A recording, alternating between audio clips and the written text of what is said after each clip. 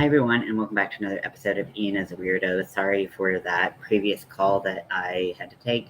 I'm trying to get a doctor's appointment scheduled. In fact, I was supposed to have it on Friday, and they just told me that they canceled because the doctor doesn't do gender affirming care, even though they will do the exact same surgery on people who don't need gender affirming care, which is super cool.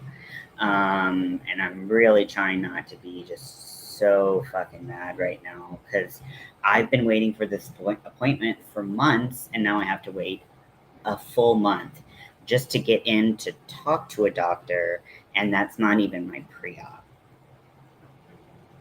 And I was supposed to have my pre-op on Friday. So I'm fucking pissed.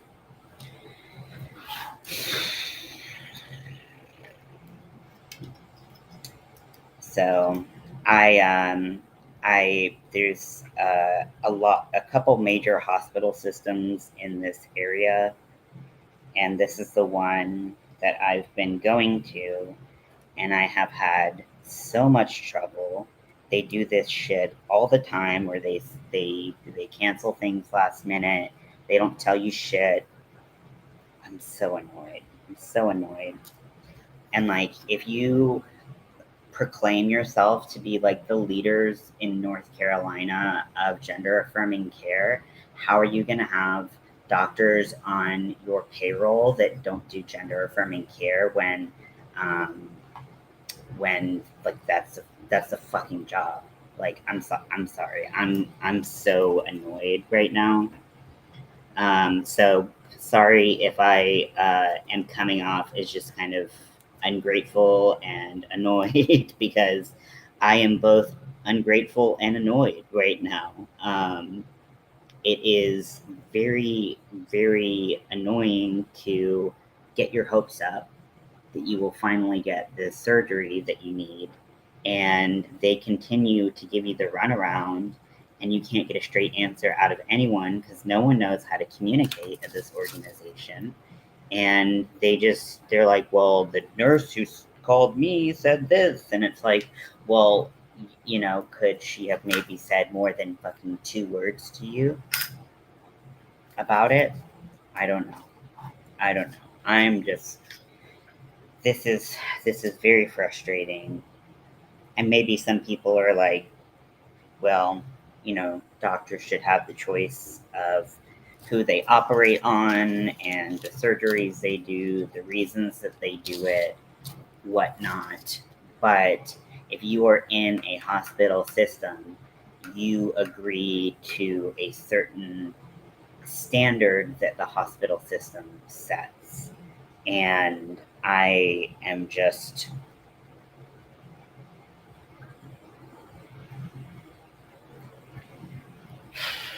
okay, so sorry, so that's a half, so that's a quarter, that's an eighth, so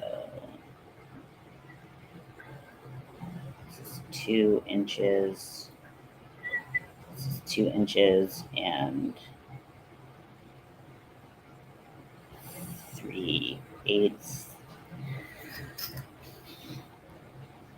the whole thing. And the height is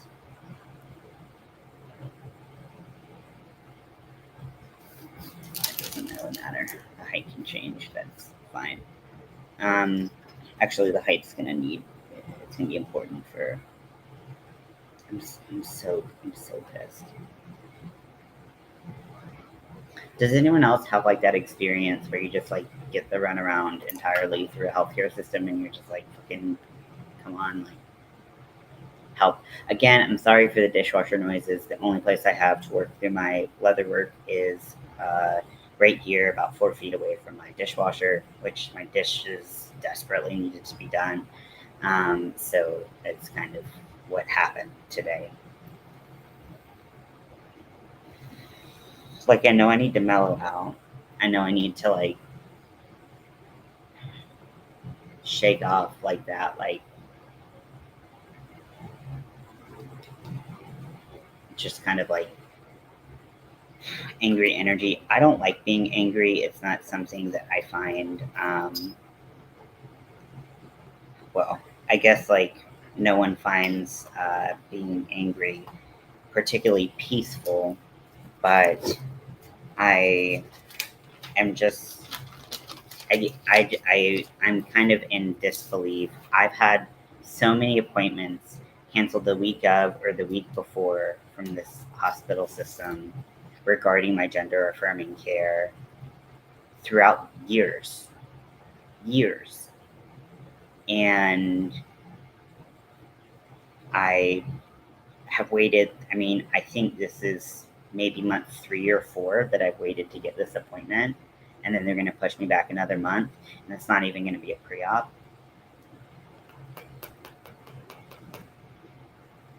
Excuse me? What?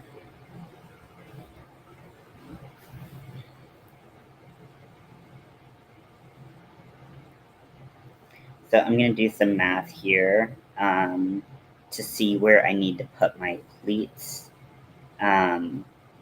So give me 1 second.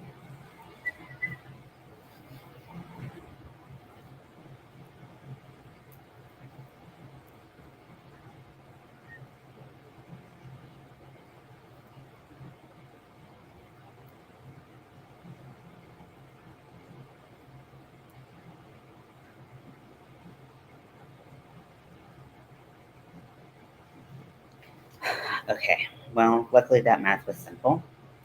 Okay, so I'm going to have a 1/2 inch of overlap, which means that I'm going to, let's see, I'm going to take some measurements of my actual prototype so that I can make sure that that's about what happened. Yeah. So it looks like we had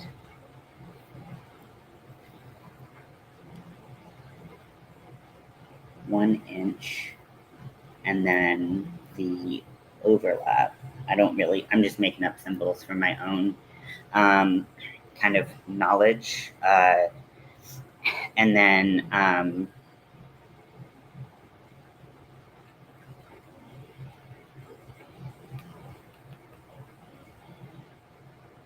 And then there's 3/4 of an inch on each side that are going to need to be put together.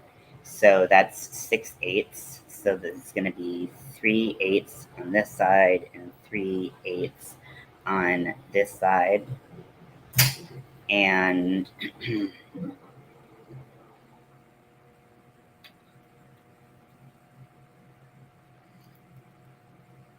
which means that I'm going to have to do a 1/2 inch overlap here and a 1/2 inch overlap there.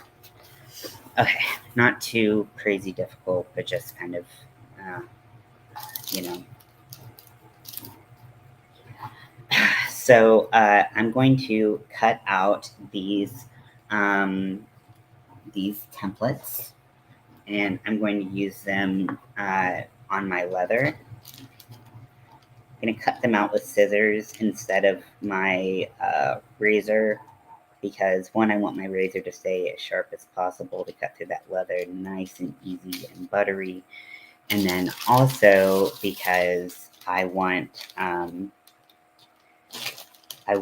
to make sure that I can get an exact measurement, a nice smooth line, and it's much harder to get that nice smooth line on some paper that's this thin with the hi, welcome in. Sorry I didn't say that before, and sorry again about the doctor issue, and sorry about being just a pissy little bitch about it right now, but they annoy me and I'm going to tell everybody. Apparently.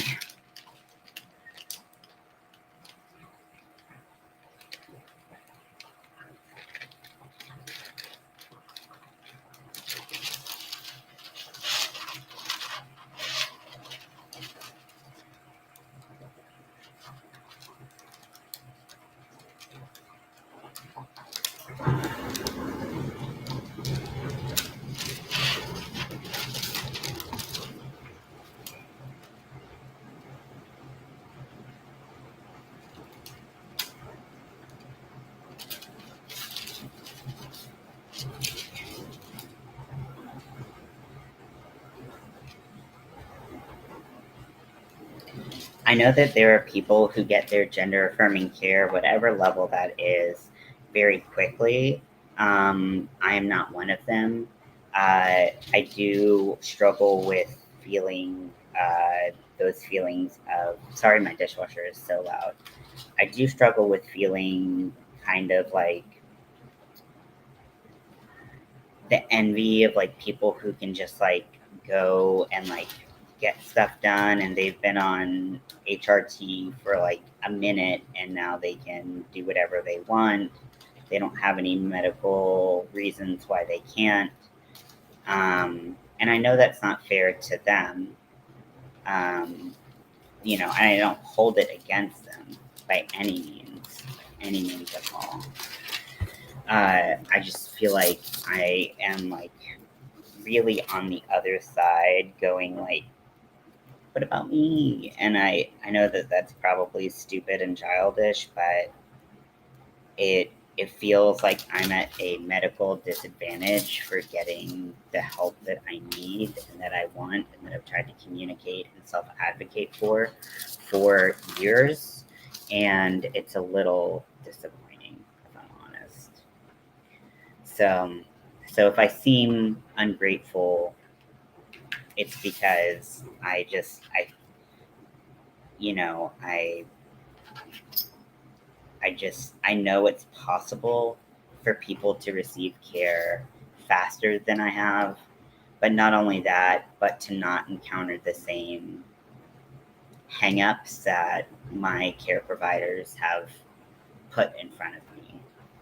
And so knowing that it's possible, you go, well, why the fuck is this happening? I don't know. It's stupid to keep explaining it. I'm sorry. So I cut out my patterns. I have 3 strips, 2 that are cut out, and then the last strip will be the thin strip that we have going across here. That's much easier to just cut kind of by itself, because I can use my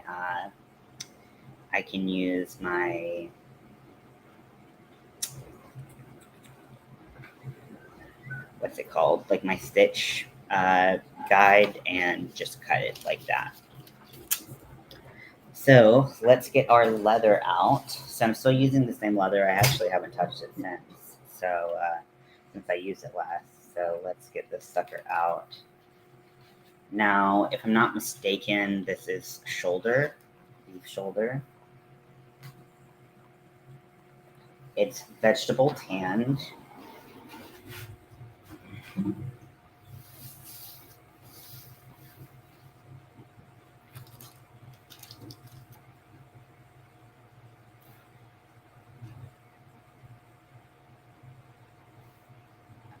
And I'm going to try to focus on the, let's see, how are we doing on what if we cut from here?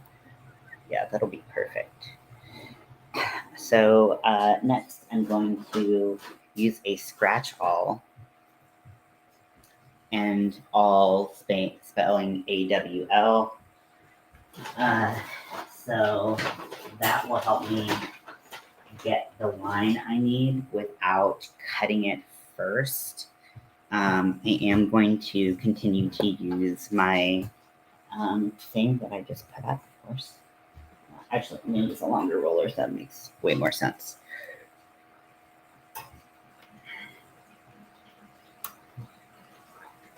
I wish I had some like very like a low hold tape, like Scotch tape, but I'm fresh out. I have some electrical tape, but it definitely would rip the pattern. But it can go over the pattern.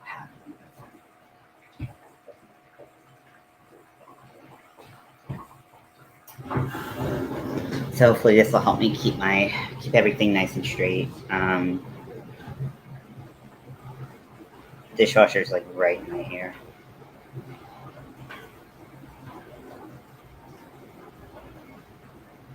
Oh, this is the old one. Will the new one fit? The new one will not fit. Okay, so good to know. Glad I saw that. Okay, so pattern piece here.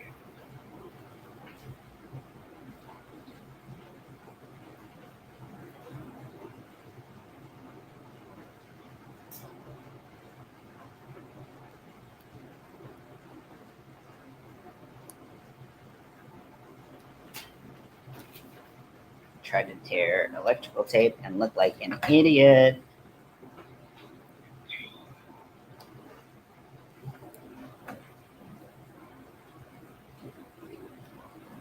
So I'm just gonna put a little bit.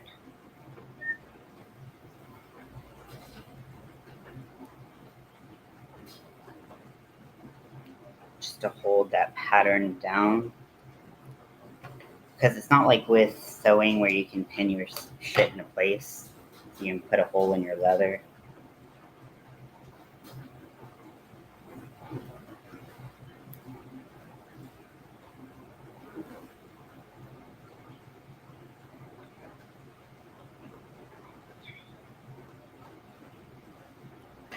So because this is a rectangle, I'm just gonna use 4 small pieces. And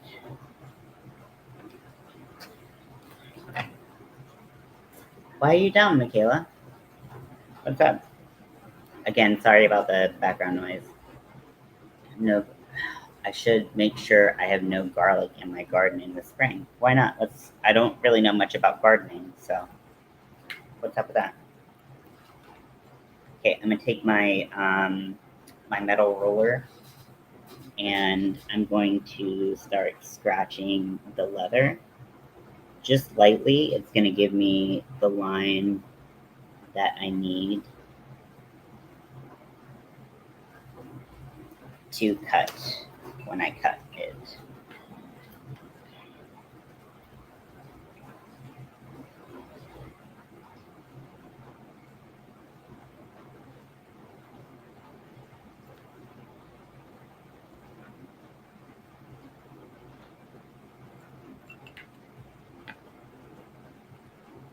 Forgot a clove I tried to grow last year. Oh, yeah.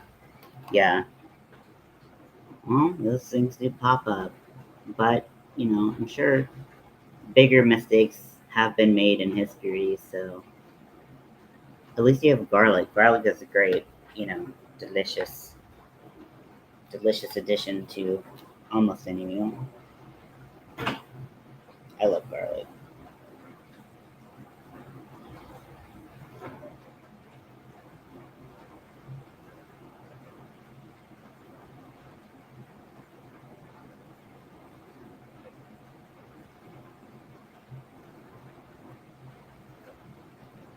But I don't know how it like spreads or propagates or anything like that. So I guess propagate's not the great word.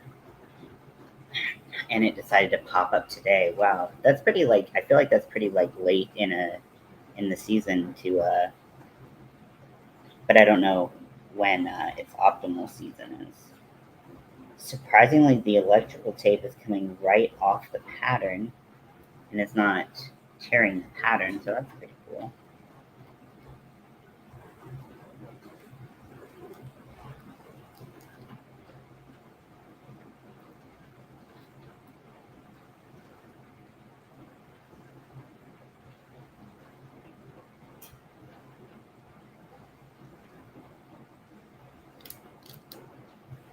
It's gonna be really gentle. I know, I should go plant some more at this point.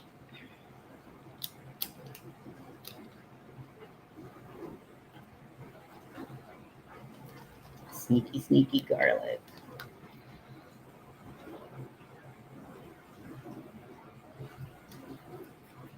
Okay, so I have most of it scratched, but I'm gonna go in and reinforce the uh, the marks, especially over those tape points.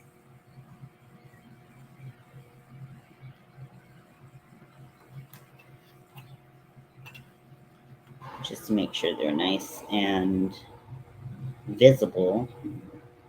Because nothing's worse when you're trying to cut into your nice leather that you want to use every single scrap of. and you can't see shit.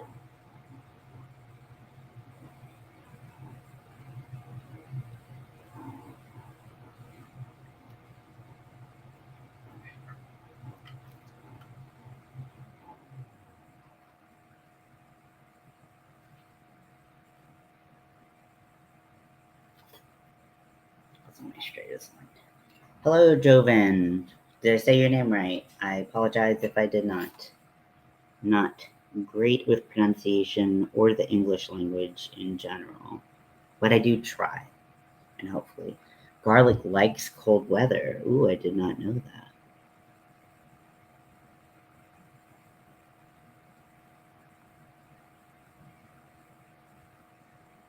Again, I don't really know anything about gardening. I don't know much about a lot of things, but that's okay. You live and you learn, right? So today I am remaking. So this is my prototype for a leather hook protector. Furls, which is a crochet hook company, and they do other stuff too, but that's their main thing. They had one that they gave. It was like a free gift with purchase a while ago, and I really like it. It's great for traveling. It's great for a lot of things. I have really wanted to get into leatherworking, but I haven't had a lot of time, mostly because it's just a lot of tools. It's a lot of time. You need a lot of space, and so this is what it is. The dye job could be better. I put a lot of smiley faces on it because that's kind of my like logo, if you want to say. And I'm redoing a couple parts of it, and like the design on the inside, especially. A baddie raid. Cool. Hi, welcome everyone. Whoa, this is crazy. Thank you all for coming in. Love your zombie bear. I know I found it at Walmart and it's super squishy. Oh my gosh. Hi.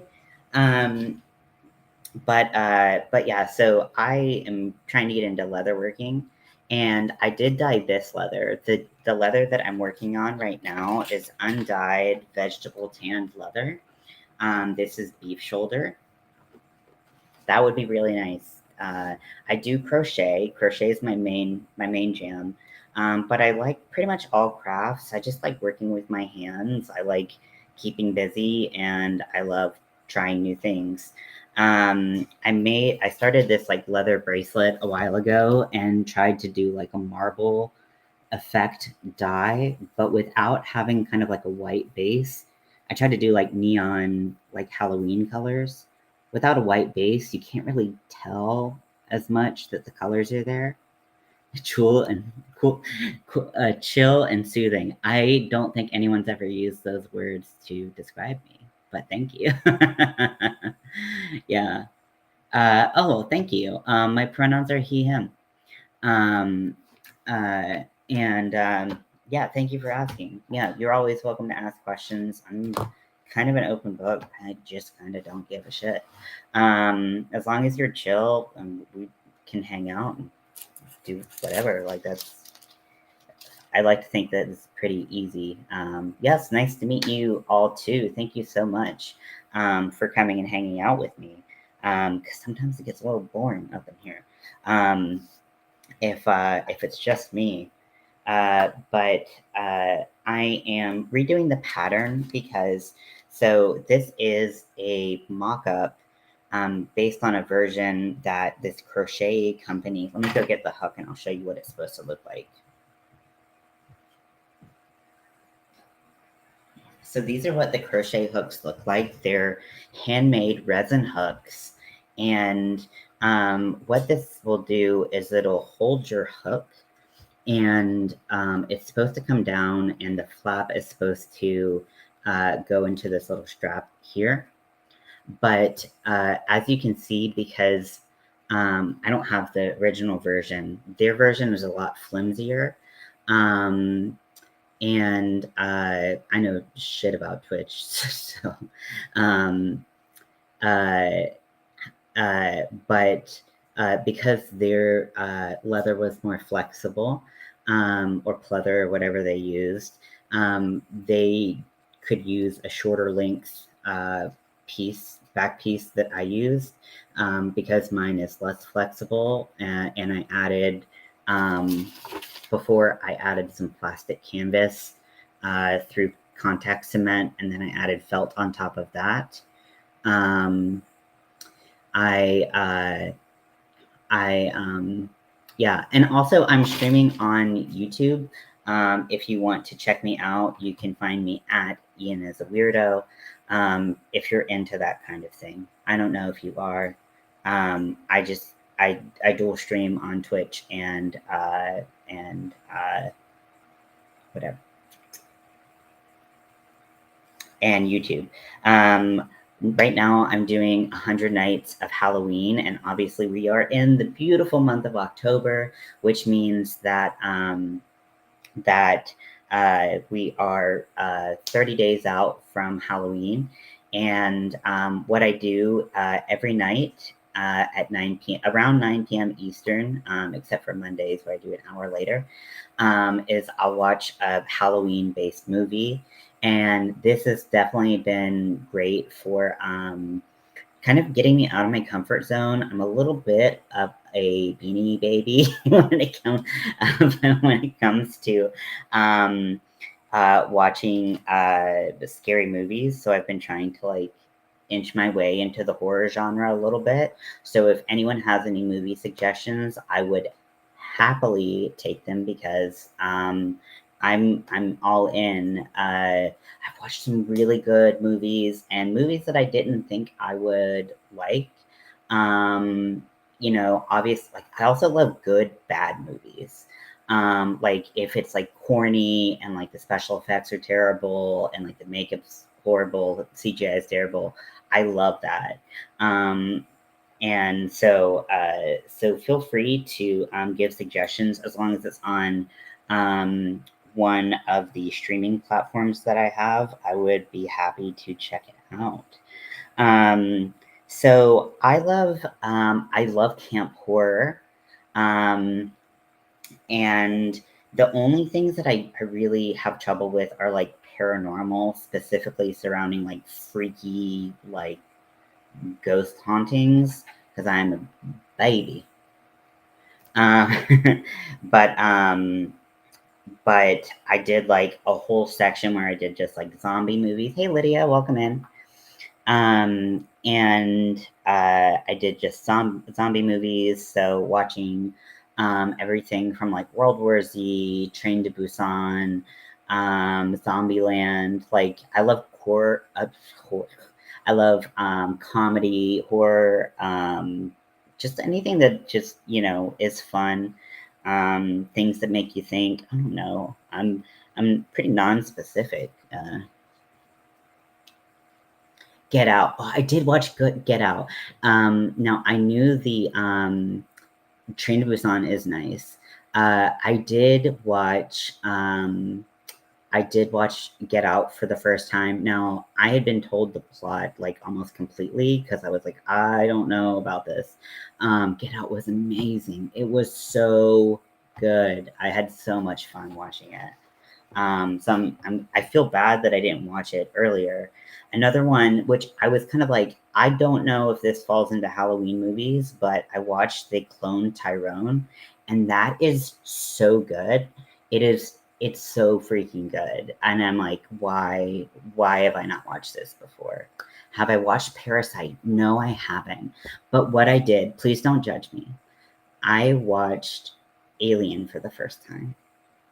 And that movie is so good and it holds up because like I also try to Practical Magic every year. It's yet to be like on any of my streaming services, which is why I haven't seen it yet. But like when you look at like the value of like the quality of the story and how Ripley is a badass and just like everything, like uh what was I saying, like a 1979 movie, and I'm looking at other movies from that timeline, or that era, and I'm like, how did they make a movie this good? And of course, comes down to like practical effects, uh, uh, like makeup, just having good writing, and all of that. I watched Halloween for the first time. I've seen Friday the 13th, Last House on the Left, the Insidious series, The Crazies, Devil. I don't think I can watch Insidious. I think that would just like really. Um, yeah, I mean, I like I did a vampire series too, and then watching things like the Buffy movie, Buffy the Vampire Slayer movie. Like that was one of my more recent ones where it was like, oh, how did I not think to watch like the Buffy movie? I am staying away from like TV shows because I feel like, oh, Sixth Sense is a good one. Oh my gosh, why am I not writing everything down? I'm such an idiot. Sixth Sense. I have a really terrible memory, so Green Room. I have not seen the Green Room. Can you give me like an elevator speech about it, like about like the type of horror it is? Like ghosts don't scare me, but like if I get into things like The Ring and The Grudge and like that's the kind of shit that I cannot do. Hauntings,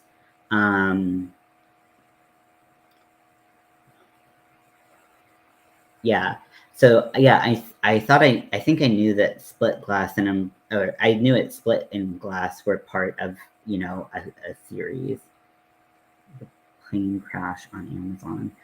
Last night I watched, and I don't know if this falls into the uh another one I'm putting on my list is Sleepy Hollow.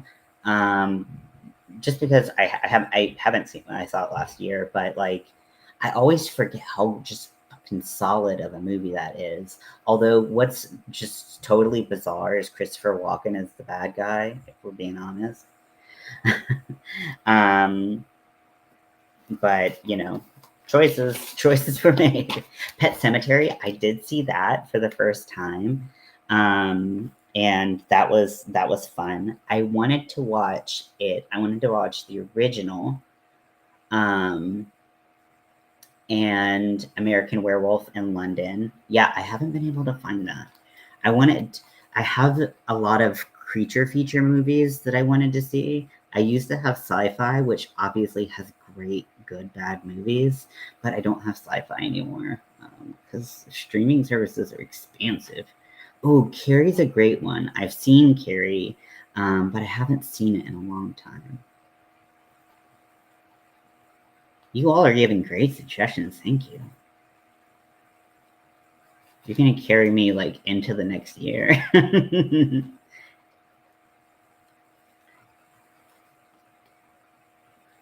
The Thing.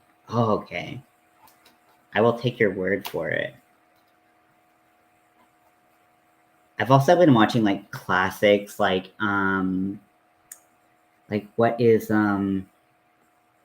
what's the one where they're coming for you, Barbara? Like you know what I'm talking about. I should put Jeepers Creepers on there for some reason. Like, I also don't do really well with jump scares because I'm an anxious person, and that's hard for me. But for some reason, I can do Jeepers Creepers like just totally fine.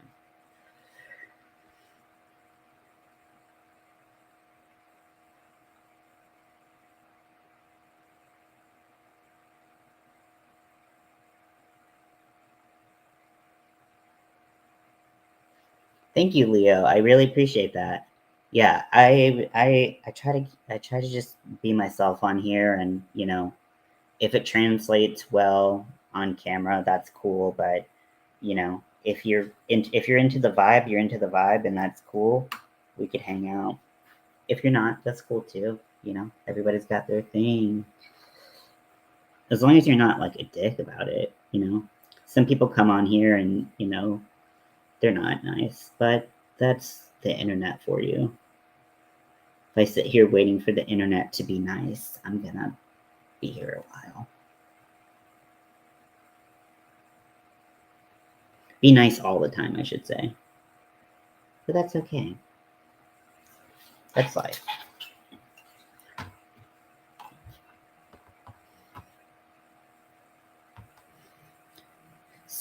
I'm looking at which Wendy's name, and I'm like, wasn't there like a? So I watched Casper the Friendly Ghost. Like I also like just love like the classic like kids movies that like were like Halloween movies. So I watched Casper.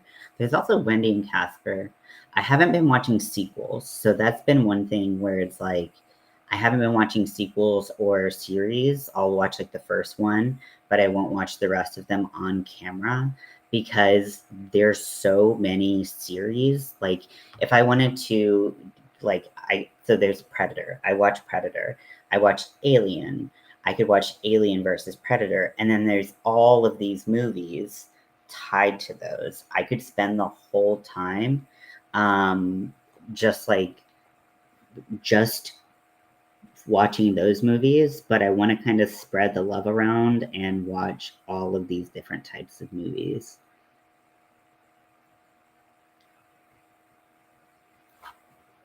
So what I'm doing right now is I'm taking my leather. I have these templates that I drew out, and I am using a scratch awl to scratch the design into my leather so it'll be easier to cut. The live action Casper held my heart so intensely. Oh my gosh, yeah, being younger and having like a crush on the live action Casper. Whoa. Yeah, but then when you like watch it, you can't be like, oh, I had said, you can't be like, oh, he's so cute, because you're like, I'm old and that's a child. No, we're not doing that. Labyrinth, that's a good one. I wouldn't have thought to put that in, but that's a great suggestion. Dark Crystal. You all are awesome. Thank you so much for coming in. I really appreciate it. I mean, I'm still going to be here. I'm not like signing off or anything. But I really appreciate that. Like, you all are awesome. So what I'm going to do now is I'm going to take the electrical tape that's holding my patterns down off. And I'm going to... When did you start leatherwork? So I started it this year, actually a couple months ago. I started watching all of these like YouTube videos, and I was like, I really want to do that. And like I'm into I think some certain things made out of leather for adult playtime are cool. So and especially as I was wanting more things that were more gender affirming, that weren't that didn't exist. I was like, well, what if I made them? So it's kind of built out of like, well, I want to make my own stuff so that I can wear what I want to wear. So that's kind of what it was built out of. I haven't done too much of it because I've been kind of consumed by the crochet mojo lately, but I really want and it takes just so much space on my kitchen island. So much space. So much space. Okay, so that was a good scratch. We got a good scratch out of that. I'm just gonna double down on some of these spots where the tape was, sorry. Like I said, I told y'all I'm not great at English. I'm gonna double down just to make sure, because slicing through leather, like with a really sharp knife, you have to you want to be very precise, and I am kind of like I am anti-precise. Like if you know me as a person, like I am the good enough is good enough for me type of person. And so that really doesn't work great with leatherwork. So I'm trying to hone my skills by being more precise and more careful in how I'm doing things. So now I'm going to keep this out. I'm going to put my awl up and I'm going to get my knife out. A good old Southern boy.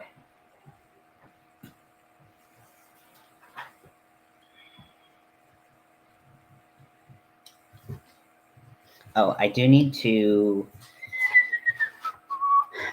cut a strip. Let's see. So what did that? And the strip isn't like an exact thing. That's backwards. Okay, 4-inch strip, 1/4 inch wide. Oh, but I can do that with my other thing. Yeah. Let me 1 second. Just twirling for y'all.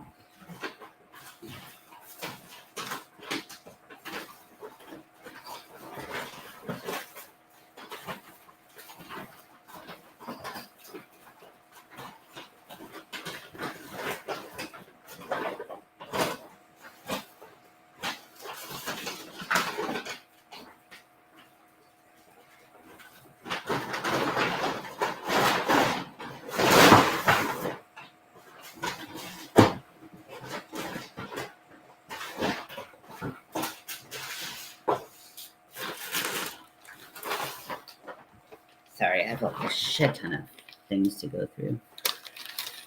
Thank you. You're a huge crafter too. Oh, what kind of crafts do you do?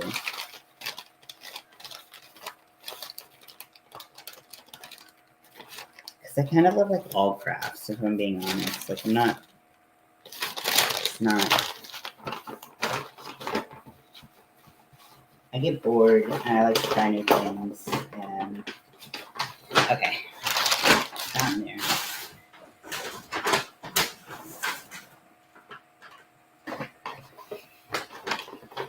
Also, I'm the least organized person you'll ever meet, so this is not new.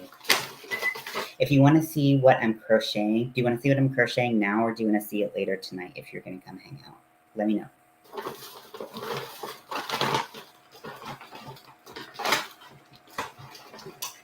I just finished a cardigan, which I never thought of myself as like a cardigan person, but because that was always kind of like a weird, I don't know. That was like cardigans, no. But now I'm like fucking feeling the fantasy. I'm like, yes.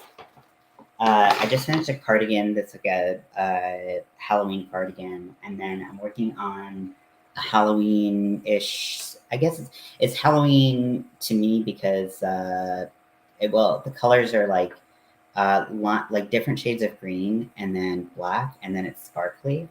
And I love the shade green. I love the color green, and I love black. So cool story, right?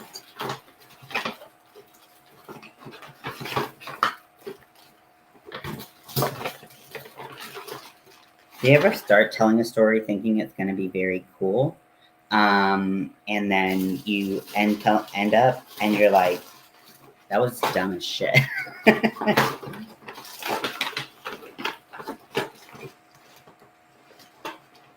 That's me every day.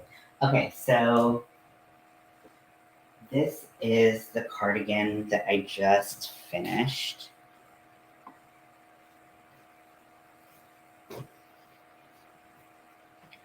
Right? Like I'm not a cardigan person, and I put this on and I'm like, hell yeah. It's pretty cool. And then I wanted to add some color blocking, but I don't know if it was as successful in practice as it was in my mind. But I like this on days that I don't want to wear a binder because it helps kind of like conceal some shit.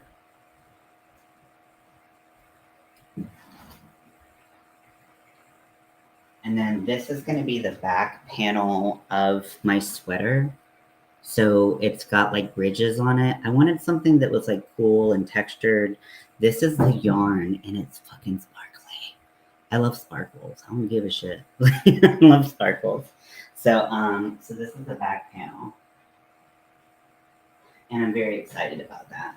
So I don't know where this stitch guide is, and it's bothering the ever-loving shit out of me. It's really just like a compass, like you know how like when you are doing like geometry in school and you have that like thing that you like measure, you know your radius and then you draw a circle with. That's what I'm looking for. That's exactly what it is. It is nothing. Oh, here it is. It's just in a little box. See, I just have to complain about it and try to mansplain it to people.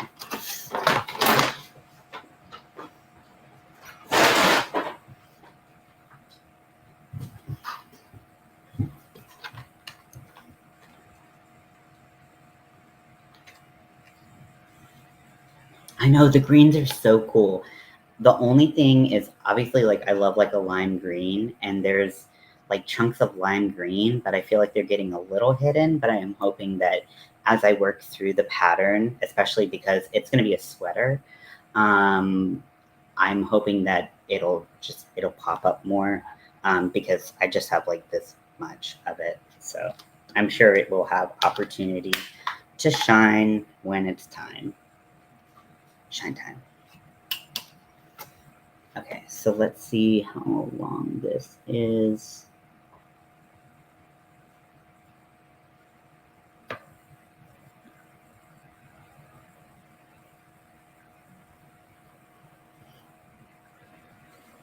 Okay, and then my strip needs to be 1/4 of an inch wide. So what I'll do is I'm just gonna add this to the outside of the shorter strip that goes in the front here. So the only color I have right now to dye with is this green, which obviously I picked green because I was like, I'm gonna do like a green leather, like bulldog harness that has like protection. Hey, have fun working. Nobody has fun working. I hope your workday is great, as great as it can be. Maybe you have a job that you like. I hope you have a job that you like. If you don't, I hope your workday ends early for good reasons. Do you ever start talking and then you're like, please stop, please stop, please stop, please stop, please stop? That's me.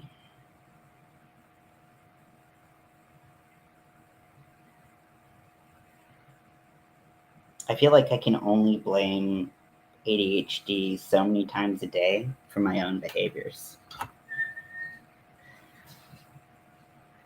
Okay, so I'm going to so I measured a distance, and instead of using the center point and then circling like this, I'm going to keep it straight and I'm just going to draw a straight line.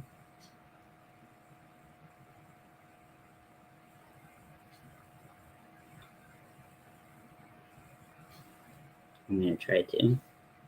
I'm going to do this backwards. It seems easier.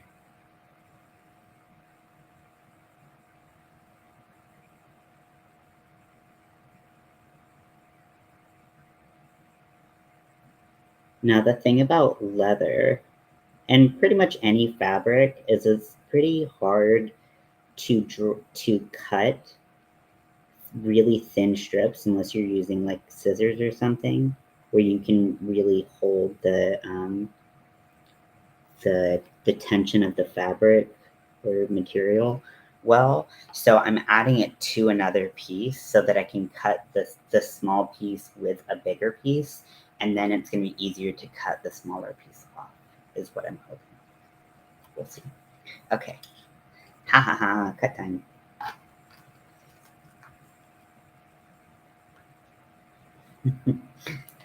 I'm glad I'm not the only one, Wendy.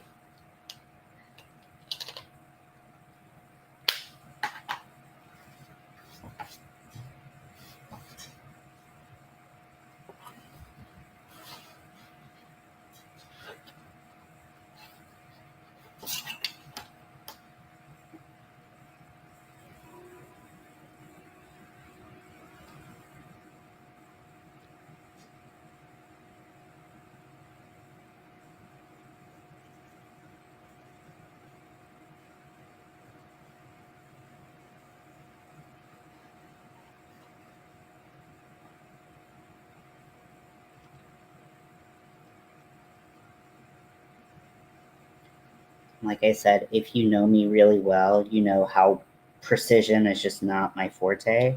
So this is like kind of like a form of torture for me to try to be like really precise. Um, but that's the price that you pay for pursuing a passion that requires precision.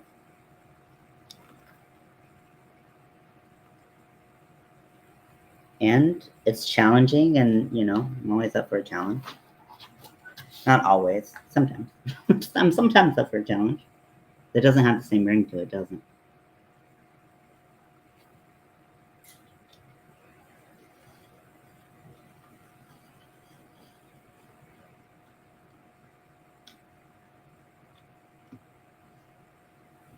Just kind of going in and making sure that I got a clean cut.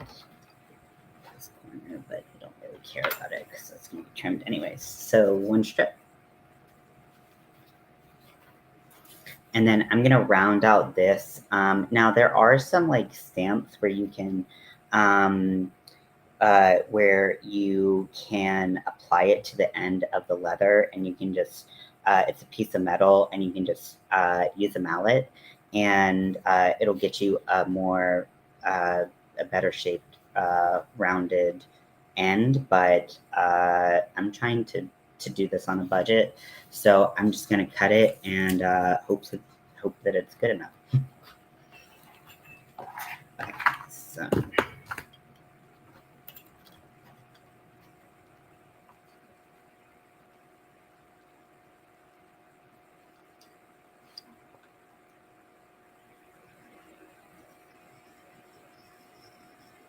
The first time I did, I practiced leather.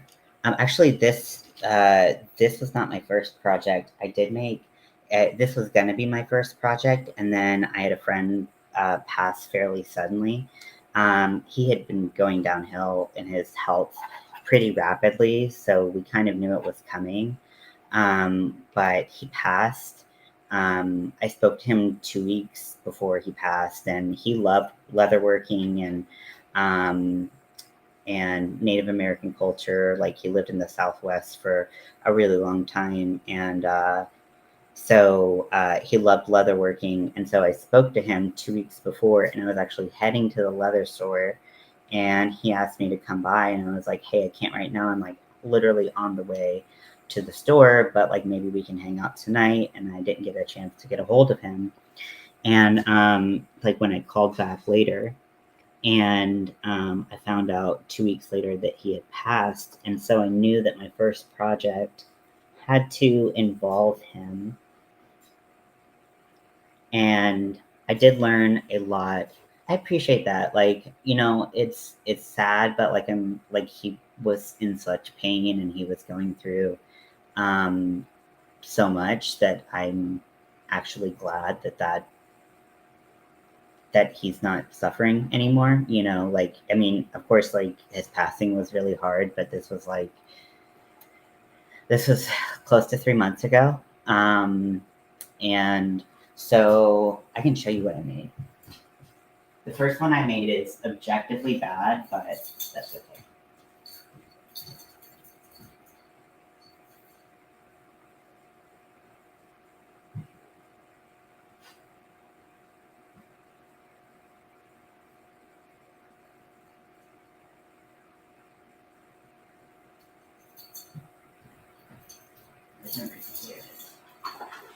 So I made us matching bracelets.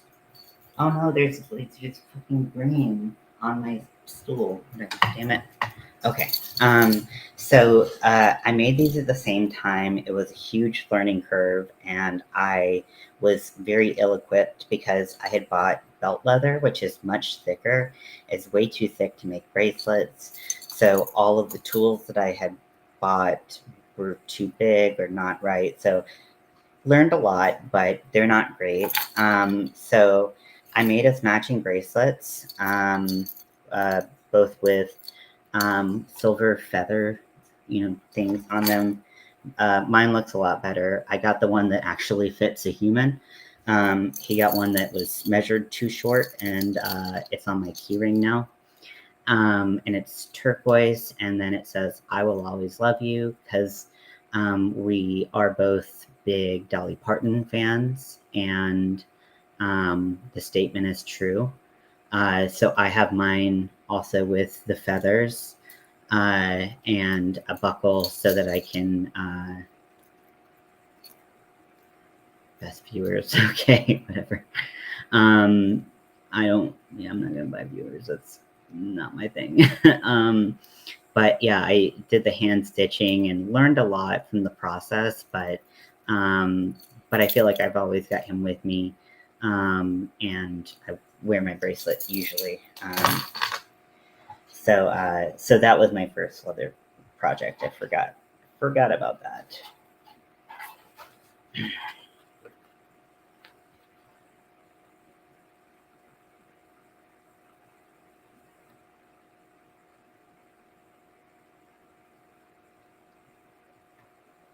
Okay, I feel like I gotta kind of do a little contortionist shit.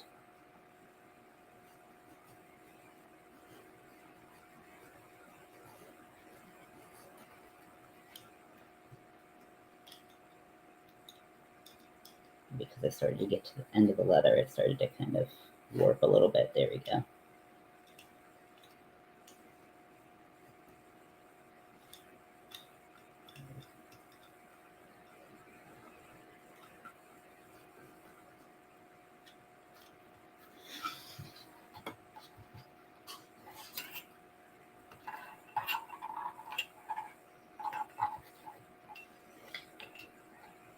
So I do have like a pack of like neon acrylic leather paints, which some people use them to like design shoes and stuff like that. And I had heard that if you mix them with this, it's called neutral dye. It's basically clear and it smells like something you would use to strip like airplane paint off. Um, uh, you can mix it and it'll like make its own leather dye.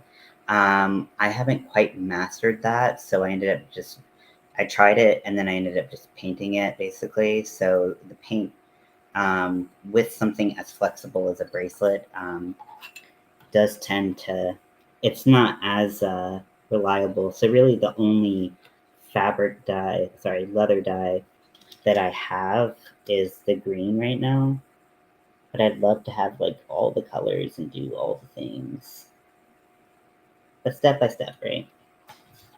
You don't have to have everything to start creating and having fun and making cool things.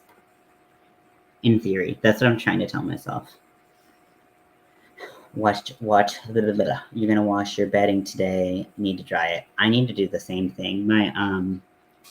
My dog and cat went back to my wife's place, and I need to wash it because my dog is a dog and he stinks. But I let him sleep in my bed because why not?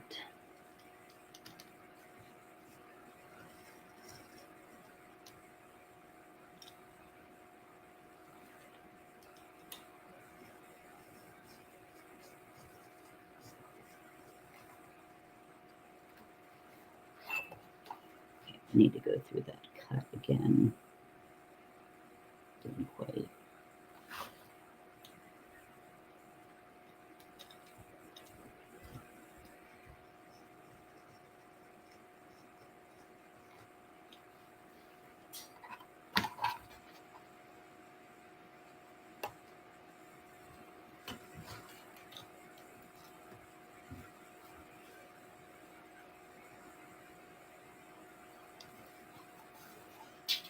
You bought new winter bedding already. Ooh, yes. Tell me.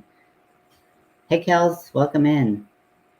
I had such a hard time telling myself I didn't need all the things when picking up crochet.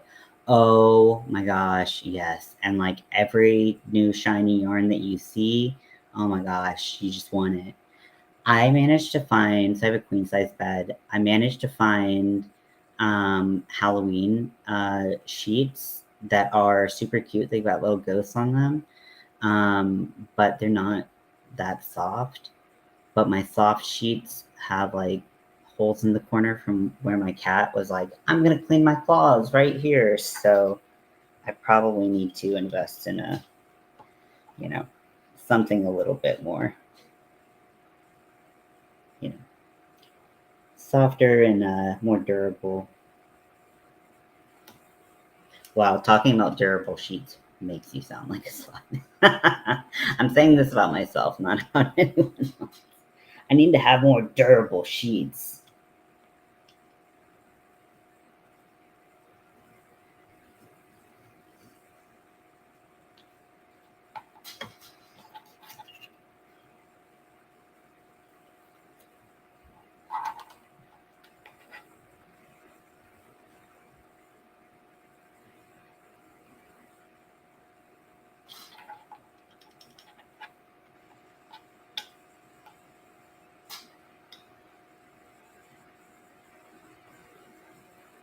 Nothing wrong with being a slut. I'd like to think that I am pretty crafty. I try at the very least. Yeah, I love a lot of crafts. I said earlier I love all crafts. That's not quite the truth. There are a lot of crafts that I'm like, nah, fucking pass on that one. But I'd like to try them all. At least I can see if I don't like them. Um, but leatherworking is definitely my most recent venture in crafting. There's things that I'm not good at because I don't have the patience for. Leatherworking does require a ton of patience. However, I feel like the result is so cool that I'm like, okay, I can spare the patience for this. If it's something like quilting or embroidery, I'm like, even, I mean, not that they both can't be like insanely cool, they're just not for me. And that's okay because we can all have different interests and things that we like to do. And, there's something for everybody. Just, not everyone has to like the same thing. Okay, the strip's like a little bit wonky, so I'm just gonna go in, straighten it up a little bit. Luckily, this strip size doesn't super matter, so it can be a little.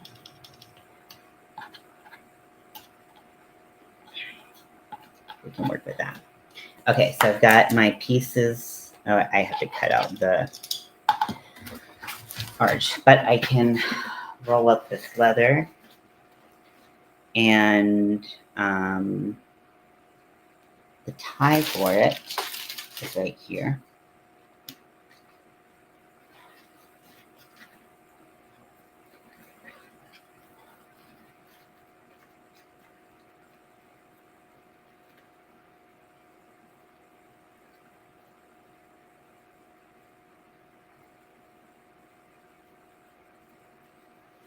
I also hand dye yarn. I haven't done that in a while. That takes a lot of room, a lot of time. So that's something I want to get back into. But again, we'll just do what we can when we can.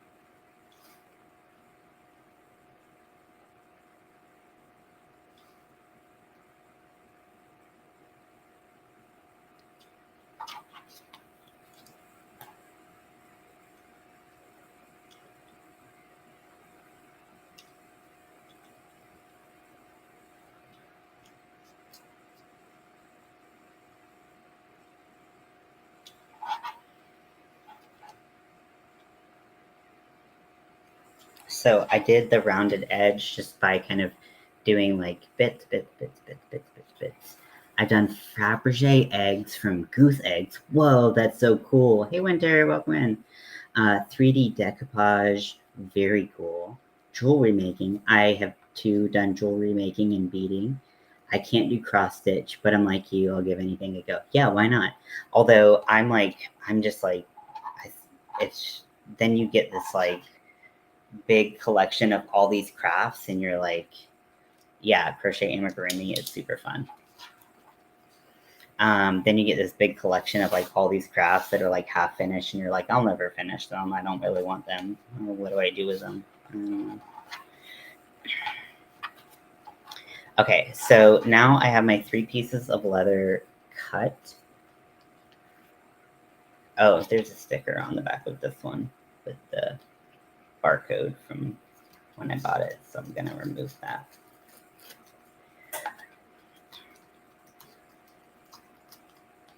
That sticker is also on this tiny piece. Okay, I'm gonna go get some gloves, and I'm going to prep this for dye. And I'm gonna try to have a more even dye job than I did last time, because that was a bit of a nightmare, and it's because I like majorly wet like some parts of the leather. It got out of hand real quick. But gloves first, very important, because so the dye is made to attach to animal skin. Guess what you are? An animal. So gloves, okay?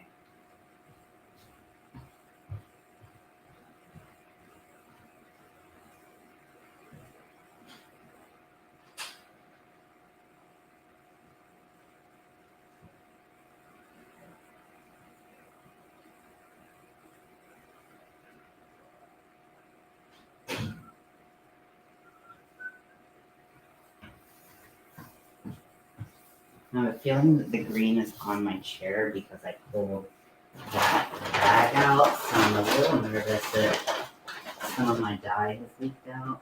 Oh yeah, some of the dye leaked out. Oh, cookie.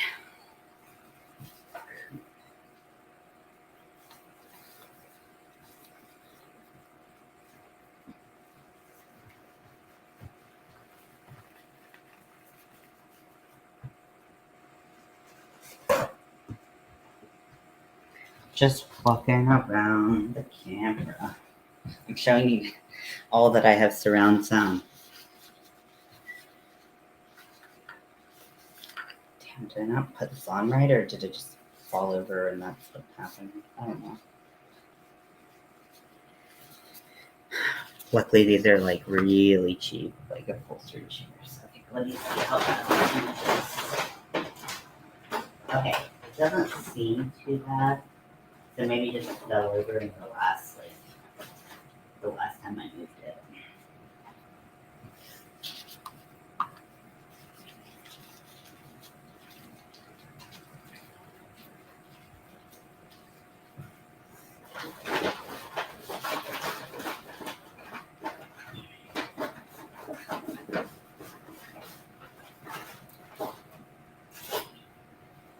Gloves, still important.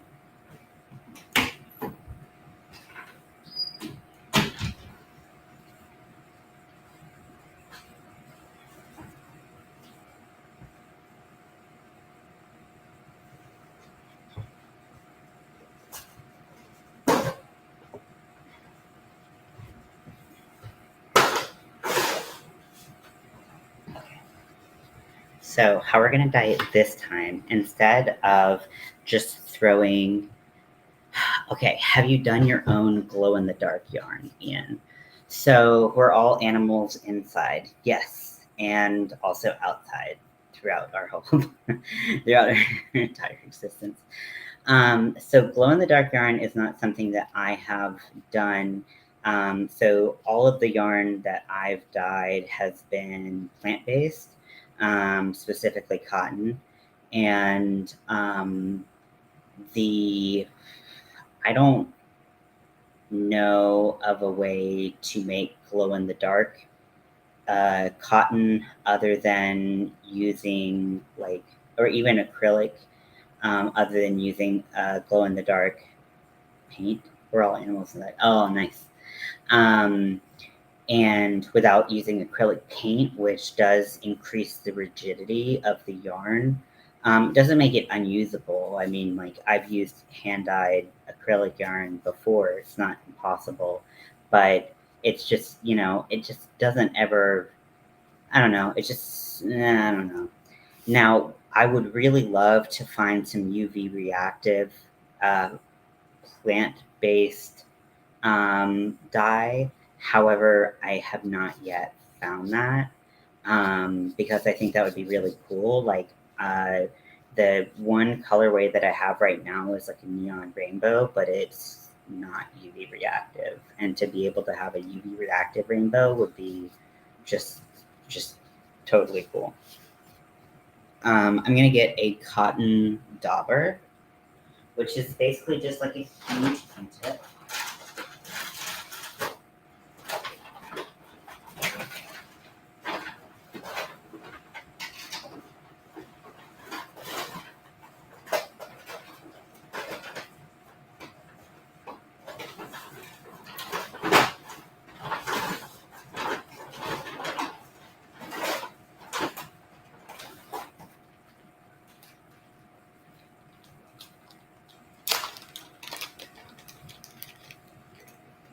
Q-tip. Boom, boom, boom. UV would be so awesome, right? Yeah. So that's my goal, but nah. Now, some of the leather paints, actually a lot of the leather paints that I have, in this neon leather paint acrylic kit are UV reactive. However, it's hard for them to show up on natural. Some of them, if they're not in thicker layers, they're hard to show up on a natural leather base. I feel like a white would be easier to see, but then you have to get your leather to a white point, and there's no white dye, like white leather dye. So it's like, well, if this is as light as leather goes naturally, cotton buds. Basically, yeah. It's thicker and it's a little bit more sturdy, so you can actually get quite a bit of leather dye done with just one. I know neon paints. UV would be so awesome. I agree with everything everybody is saying all the time. Okay, so what I'm gonna do is I'm gonna wet a paper towel, and that's how I'm gonna wet all my leather.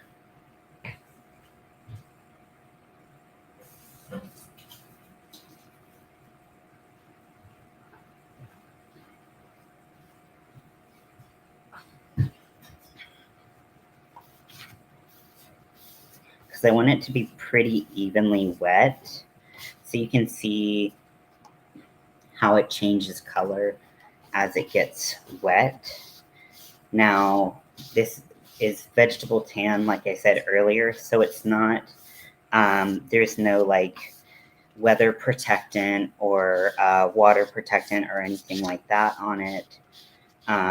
So the water just goes and wets the leather pretty easily.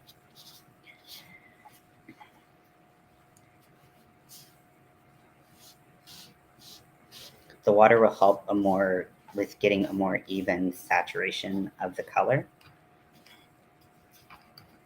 In theory. Moving to your, oh, I've been seeing your things about your move. Yeah, I wish I could help at all.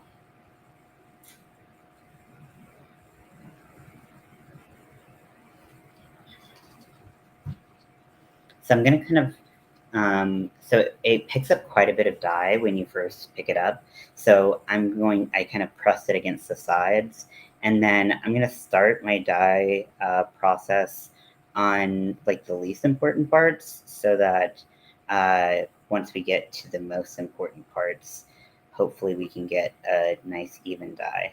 You wanna apply it in circular motions to help reduce streaking. I like how I'm instructing anyone, like I know anything, or that anyone will be doing this after me. You can apply it in layers. So you apply a layer, let it dry, see if that's the depth that you want. If you want to add another layer, you can go in and do that.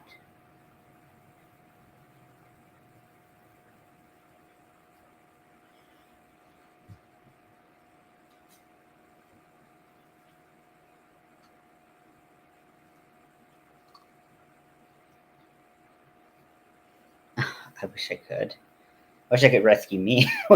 Someone needs to rescue us. Please send help.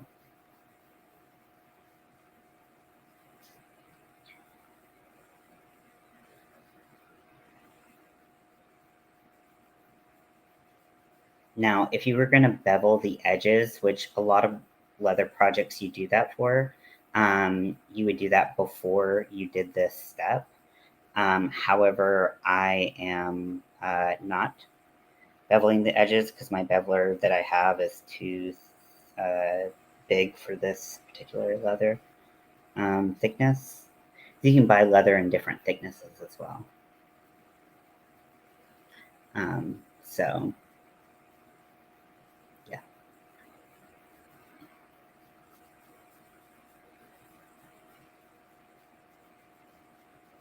Now, once you've got your first layer applied and you're letting that dry, you can also go in with your edge stain, assuming that you're using the same color, and you can go in and apply kind of the remnants that are on your dauber. Go to the spaceship soon. Yes. We need that built ASAP.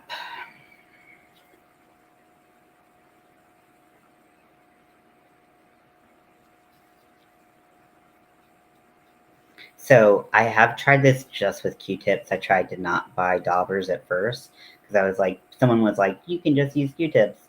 And you can. However, the Q-tips will fall, or cotton buds will fall apart much faster. So you're going to go through quite a few of them. It's going to be a lot patchier. So I think it's just simpler to do it like this the first time. And then because of what I discovered when I did my prototype, I'm actually going to go on the underside of the leather and just maybe like a quarter of an inch or so, and I'm going to apply that color on the inside just so that when I do my stitching, if the two pieces of leather come apart just a little bit, that color is still there. Oh, that's a lot of color.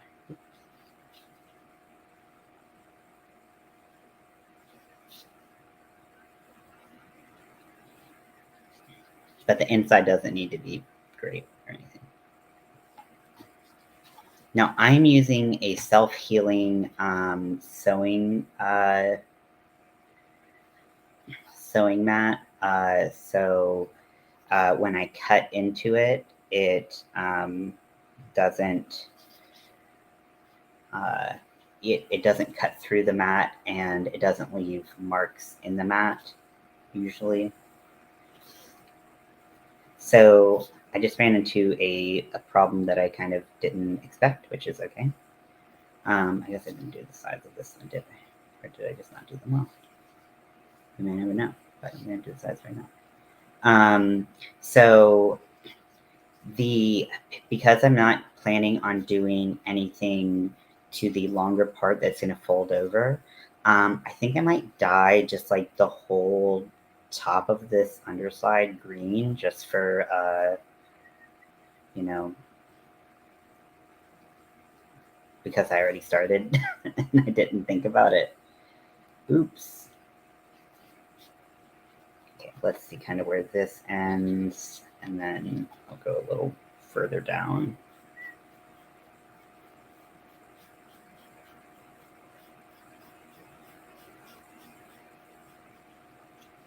Now, the inside will start to tear up that dauber a lot faster than the outside. The outside's a lot smoother generally, unless you get something like suede or something. But dyeing suede, I think I've heard, is like a whole another thing. Make sure I get any little pieces out.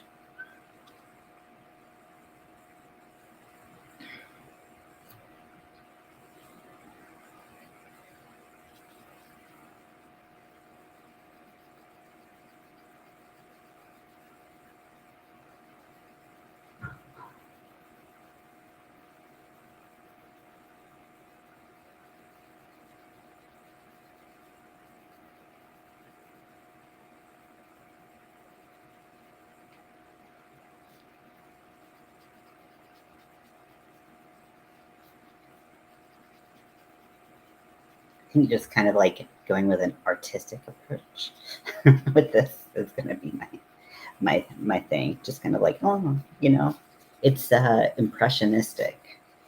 So something I did not do last time is let my layers dry completely in between. Now this dauber is pretty much done. It's pretty, it's starting to fuzz up and peel off. So I'm gonna toss the dauber and once this is dry, we'll start a fresh new one. So what's everyone up to today? How do you use an orange stuck for fingernails? Okay, how about you use an orange stuck for fingernails, cotton wool pleat, and make a giant Q-tip in... Oh, an orange stick, okay. For fingernails, cotton wool pleat. I don't know what cotton wool pleat is. And making candy floss with cotton wool, just twist and get it your required size. So I don't really know what cotton wool pleat is, but the major thing is that running it over, especially with the inside and the sides of your leather, is likely going to start to tear up the cotton. Also, you're going to really want to make sure that you're trying to control the saturation levels that you're applying your dye into as much as possible. And so I wonder, like, you know, because like those, like, so I could buy, I think they're like 20 for $1 or something. So it's very inexpensive. It's a very inexpensive tool. Actually, a lot of leatherwork tools are inexpensive because they're made for people who use leather, you know. So sometimes these are people who are making, you know, things like, you know, bridles and whatnot for horses and are like farmers and things like that. So a lot of leather tools are very inexpensive, just like the range of things that you need to start out with can get a little expensive, just upfront cost. But the daubers are very inexpensive. Like the dye is very inexpensive, you know, for how much you get. Like, I mean, I had some spilled out. I made something with it, and I'm still like, the bottle is like right here. Like I use barely any. So I would say that in the interest of, you know, it's kind of one of those craft things where it's like, yeah, I think you could probably make it I'm not like shooting down your idea, but I think that perhaps it would get into that territory of like, why would I buy it for $1 when I could make it myself for 20? Which us crafters fall into a lot, right? It's like so much more fun to make stuff ourselves. I think it would be, you know, I think that you know, that is kind of where we would run into. Also, I don't know, once this dries on a dauber, it does feel significantly stiffer. So I don't know about the reusability of it, so you can make that tool, but like, could you reuse it once it dried? I don't know. Those are just some questions that I would throw out there. I'm going to take my gloves off just for a hot secchi. I think we're almost at the point of where I can, oh, well, there are a lot of great videos. I don't think I'm the person to learn from, honestly. But so when I started watching the videos, the person that I watched, she is, I believe she's in Scotland. She's definitely in the UK. And she made a lot of beautiful things. I really wanted to make a martingale collar for myself.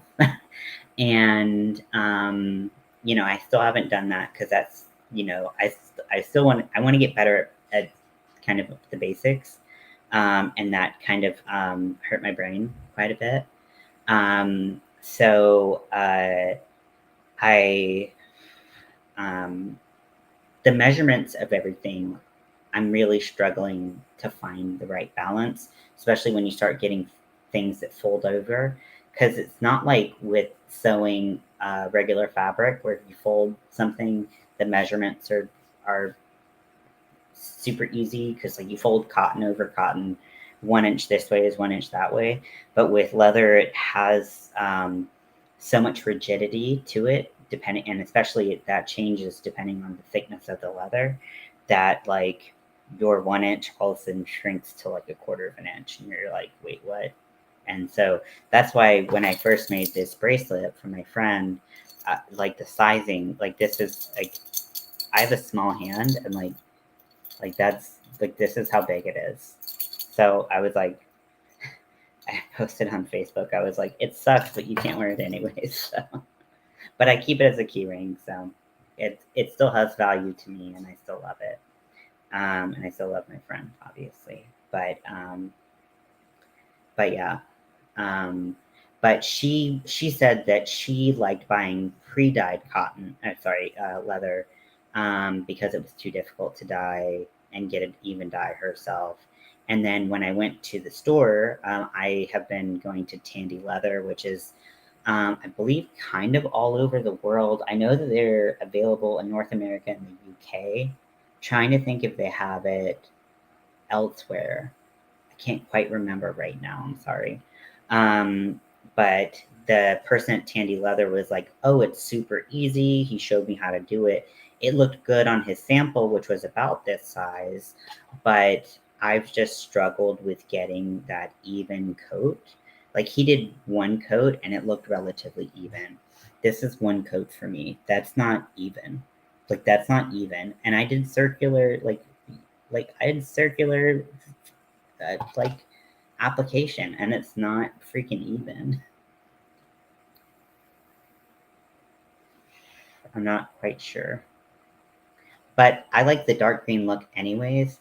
Now you can buy pre-dyed leather. There's also a lot of finishes that are on leather, different like embossing, patterns, all kinds of cool things. But that really limits you to what you're able to make with that leather. So buying undyed leather, you can kind of do your own thing in theory, but like it would be really cool and like a dream for me to be able to sell these. I'm always kind of looking for like, oh, like, because I really like my furls version. I really, really like it. It helps me so much. It protects my tiny little hooks that I'm so afraid are going to break. But it also is great for traveling because your hook doesn't get caught on your yarn. So I really, really like that. And so I wanted to share that out. But I'm not going to sell something that looks like this, where the felt's falling off, doesn't quite fit the hook, or barely fits the hook. It's got contact cement kind of on it. So I'd like, or the dye job looks like this. I don't want that. So practice makes perfect, or practice makes good enough. Oh, do you want to see the hat I bought? This is totally random, but I went to Latino arts festival with my family, and I got this hat, and it's so cool. I wish it was in black. They didn't have any in black, and I was like, shucks. But I do feel like it's a pretty cool hat, and it's definitely. I feel like I could. I feel like I liked it. I feel like I liked it. What the hell is wrong with my brain? But yeah, so I got this hat. It's right here, so that's why I felt like I should tell you while we're waiting for this. I feel like this is mostly dry. It's a little damp from when I wet it. So so we're gonna go ahead and we're gonna put on the gloves again.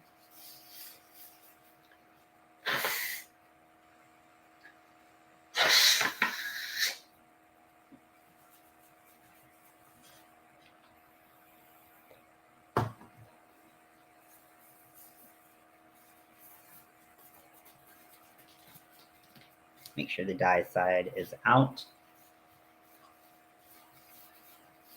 Now, if you're doing something that requires you to be sanitary, don't do this. Don't turn your gloves inside out and then blow them like this. Be sanitary, get another pair of gloves. But if you have the opportunity to use less gloves, I have had a hard time finding hats my whole life, but I've started to explore different shapes, and that's helped me a lot. I was trying on things that were more like cowboy hats that would have like a dip in the middle, and they were so wide that it just didn't really suit me. And every time I tried one on, my mom laughed at me, um, which was really encouraging. But then I told my sister and her boyfriend, I should say partner, they've been together for a long time. They're super committed to each other. So, partner. And they were like, when I tried that hat on, they're like, this is the hat for you. They're like, it's perfect. And then my sister was like, if they had a black one, we could have matched. And I was like, if they had a black one, I would have fought you, which my sister does Brazilian Jiu Jitsu and has for years. So that probably would have ended poorly for me, but I'm not above like fighting dirty. She's also like 9 years younger than me and like 50 pounds less than me. So I think I could just sit on her. Okay, let me get another little dobby dob. And then we'll start again.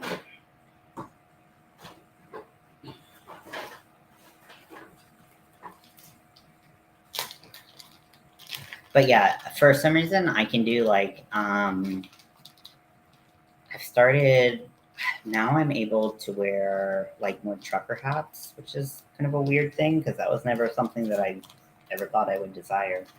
And then that hat works. Some hats work. Also, but this hat, oh my gosh, look at that. It's like a little dandelion. I hope that doesn't affect anything. So because this strap is pretty small and insignificant, I'm not gonna waste any more dye on it. It's got enough color for me. Even enough for me, so I don't really care. But let's go ahead and apply.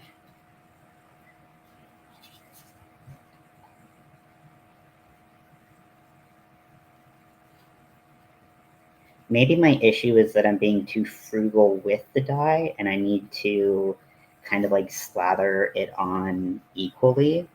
Like it just all kind of needs to be like decked out in it. Let's give that a try. Also, I've had trouble finding like beanies that work because beanies will either be like most beanies are too long on my head because I guess I have just like short fat head syndrome. And so uh, I've had a hard time doing that. But learning to crochet has allowed me to make hats that fit my head better, and I'm able to adjust patterns to fit my head better, which is nice. But it does make pattern writing a little more challenging because I have to think not everyone has short fat head syndrome. So you know, it is what it is.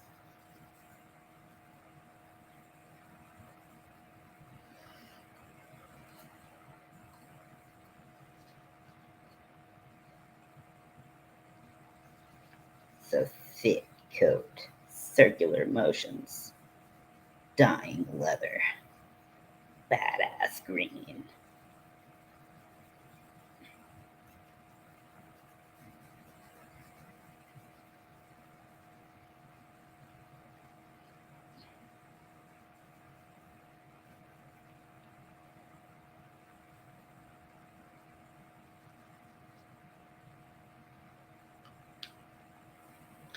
Definitely going to take longer to dry. We'll see how it turns out. It's very, very wet right now.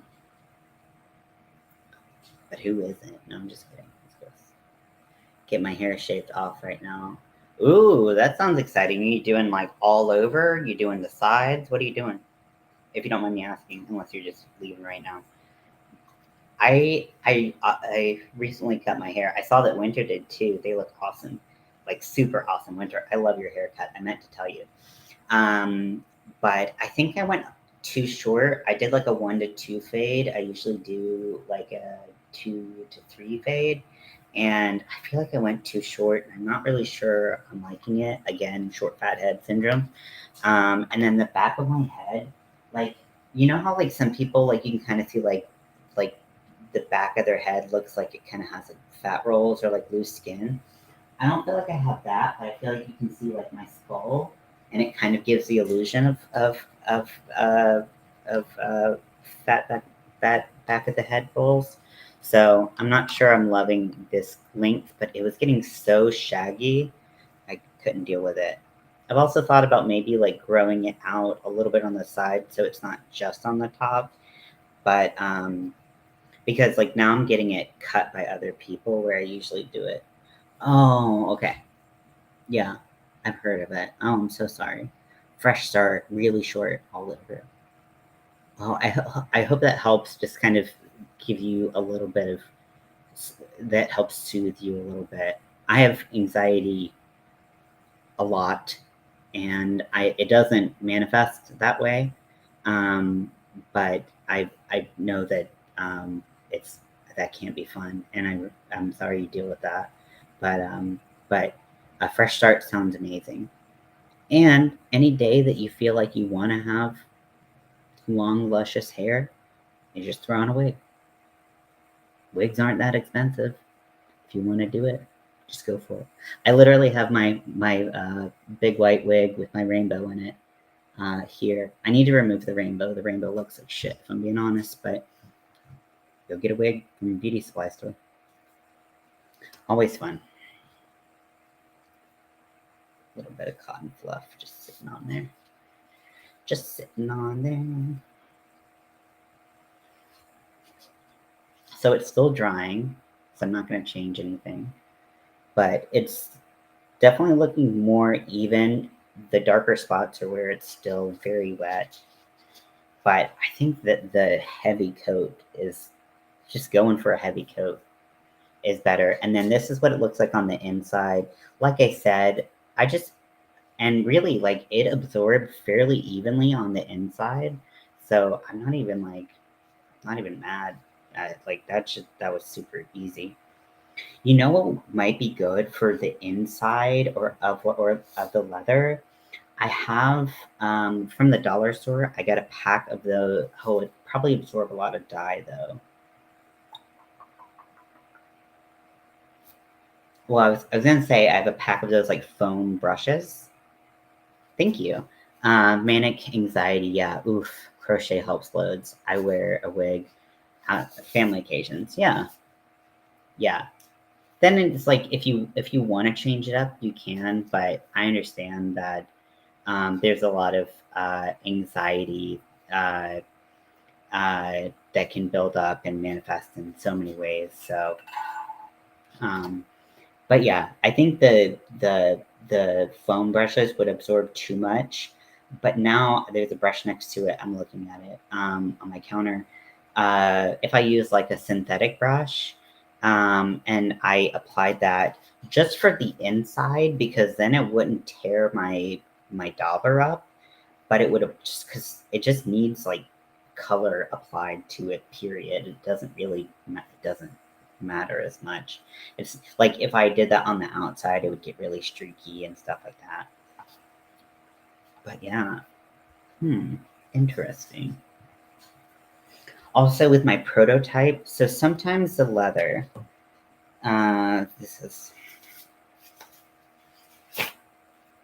sometimes the leather has creases. I avoid going outside mostly though. I understand that. I am working, and I've been better about my agoraphobia, which is also an anxiety disorder. And going outside is scary when you don't know how people will look at you or how you'll feel about the world or what will happen. And I understand that. And I spent a long time just being inside. And I know it's a really hard existence for some people. Some people, they enjoy it and that's okay too. But for me, it was really challenging. So, um, you know, I hope that you can find some peace. And honestly, I think fall time is a great time to shave your head because like the weather's changing. It's easy to pull a beanie over. If you need to put a beanie on, you're not gonna have to worry about your hair being messed up or whatever. Um, but you also don't have to worry about like being super sweaty. That's perfect. So I'm gonna show as much of this leather as I can. So sometimes the leather will have like some natural discoloration, or it will have some creasing. You can see like I'm gonna try to show you without dipping this in dye. Like see that natural creasing right there. So those spots I kind of don't really know what to do with because if no matter how you manipulate your leather, those spots are going to be there. And while I did find embossing the smileys cover kind of distracted the eye from a lot of it, though they were like those creases were still there.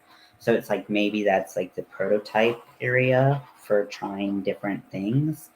I'm not quite sure because it's like you can't really avoid it, and you don't always like you can when you're in the store you can look at the leather, like you can unroll the whole thing, check it out, make sure you get the leather that you want, but you do pay more for like leather that has less creasing and stuff like that and whatever.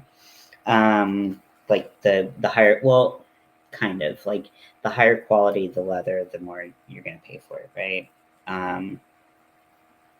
And so I don't know. It's just such a different material to work with, I guess is my point. It's so different, and I can't really quantify it or compare it to any other um, type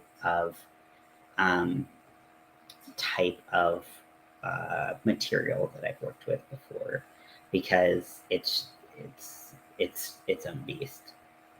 Now, I know some people like products like vegan leather and stuff like that.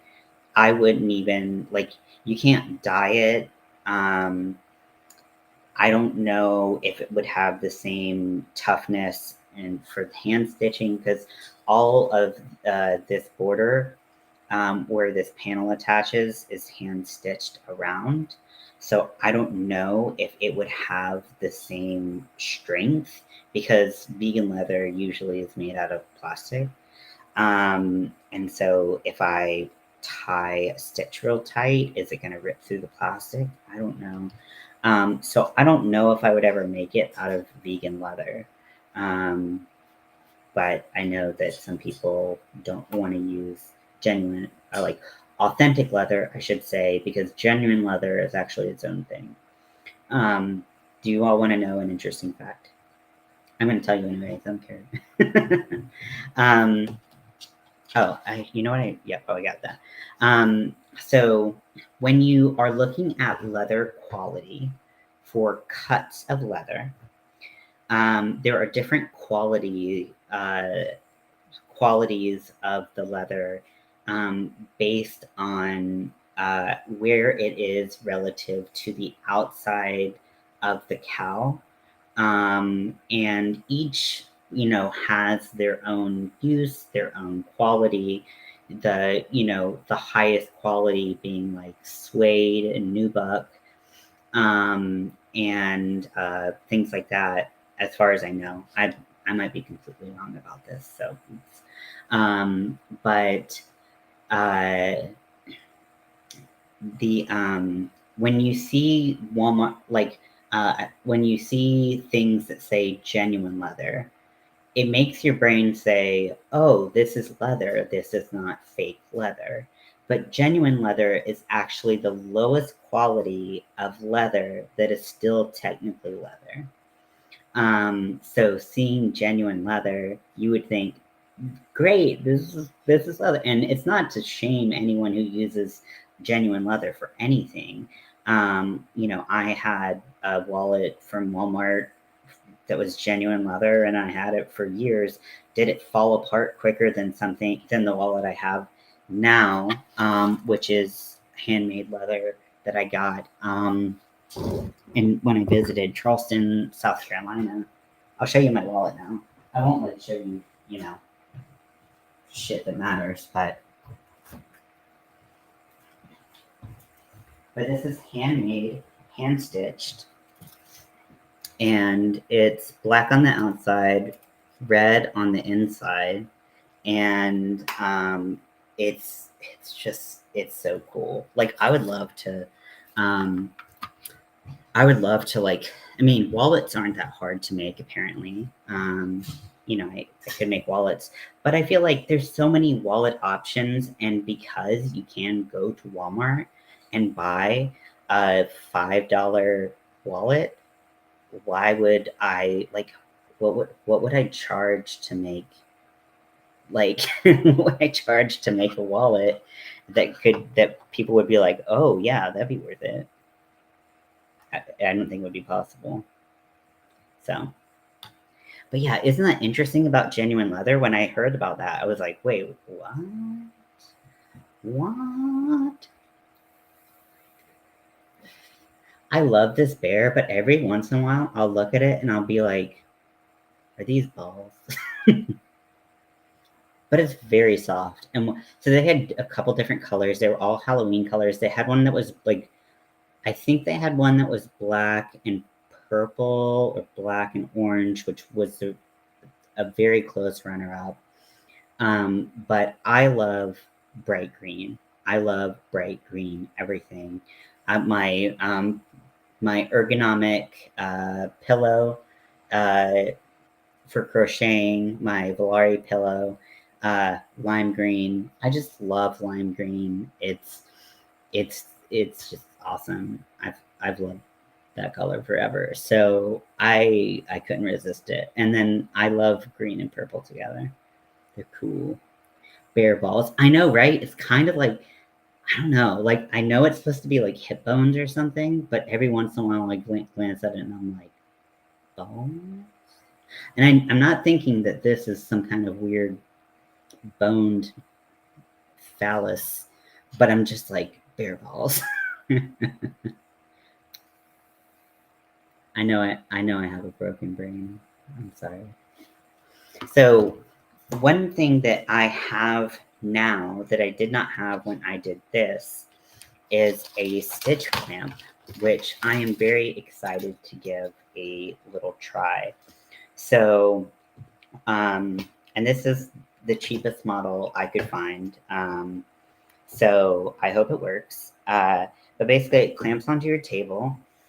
You can you open up the clamp to fit your project inside of it. You fit your two pieces of leather that you want to stitch together, and then you close it so that it holds them tight. And then you can do, assuming it's on your table, you can do your stitches a lot easier because Stitching through leather is a process. You could, in theory, especially with thinner leather, just use a needle and just try to like run it through. But that is going to dull out your needle really fast. It's going to hurt your hand and your wrist really fast. And it's going to be super hard to get even stitches throughout. So, what most of the pros use is some kind of set where it will prick the holes for you, but usually you only prick like one side. Sometimes you prick both if it's supposed to go through. Depends on the what your project is. But you prick the holes and then like you kind of do you do like a 2 needle like kind of process, and you're also using your awl. So you've pricked through, and then you're using your awl to stick through that hole through the other layer. So you prick it, and then you use your needle. And so it's a lot of like, using your hands. So having it just held up for you is a big deal. So I would say let's give this is approximately 5 inches each, and then I know it took a little while to get the pleat right on this. So let's say for approximately 11 inches with 2 pleats, I would say that this took me about 3 or 4 hours to sew, which is wild, right? This hopefully will move that down to like an hour max. That's a big deal, right? So, fingers crossed.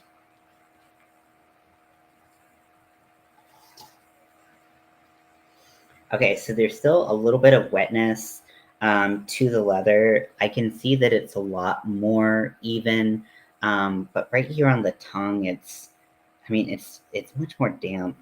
So I'm trying to figure out how be different once I start putting the smileys on. The smileys are going to disguise a lot of imperfections and throughout things. So I'm trying to decide one more layer or just go to the smileys. I think I'll do one more layer just to see how that goes. And then we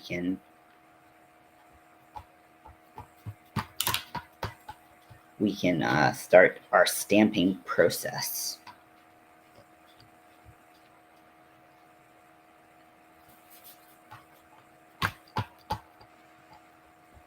Just a little dampy damp. Okay.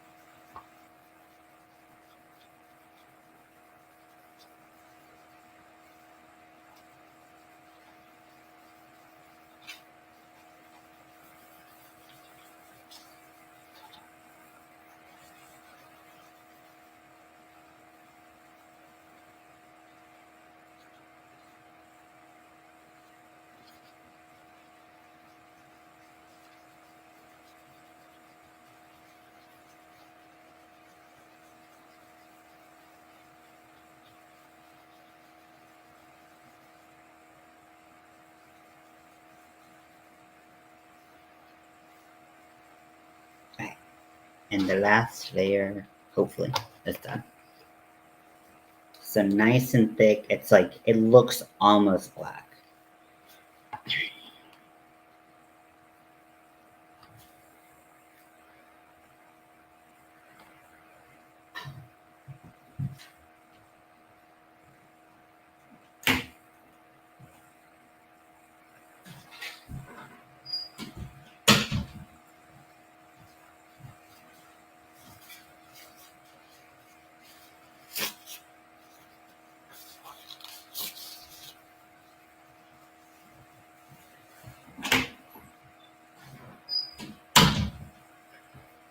Okie dokie. So that's gonna dry.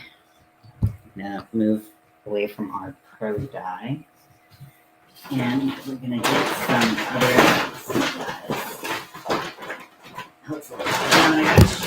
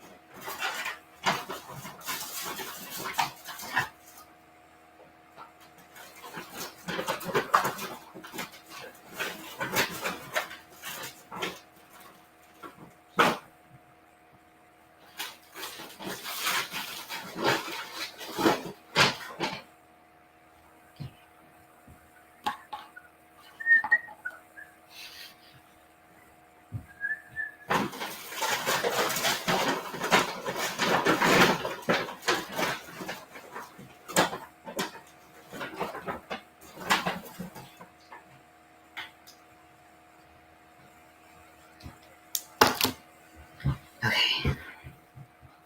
Thank you all for hanging out with me. This has been a fun hangout and leather experience. Leather experience, that's weird. So what I got out a couple things.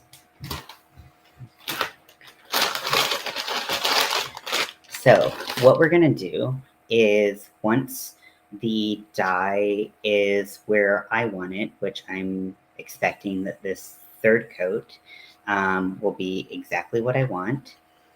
I'm going to re-wet the leather, and I'm gonna want it. It's got to be more wet.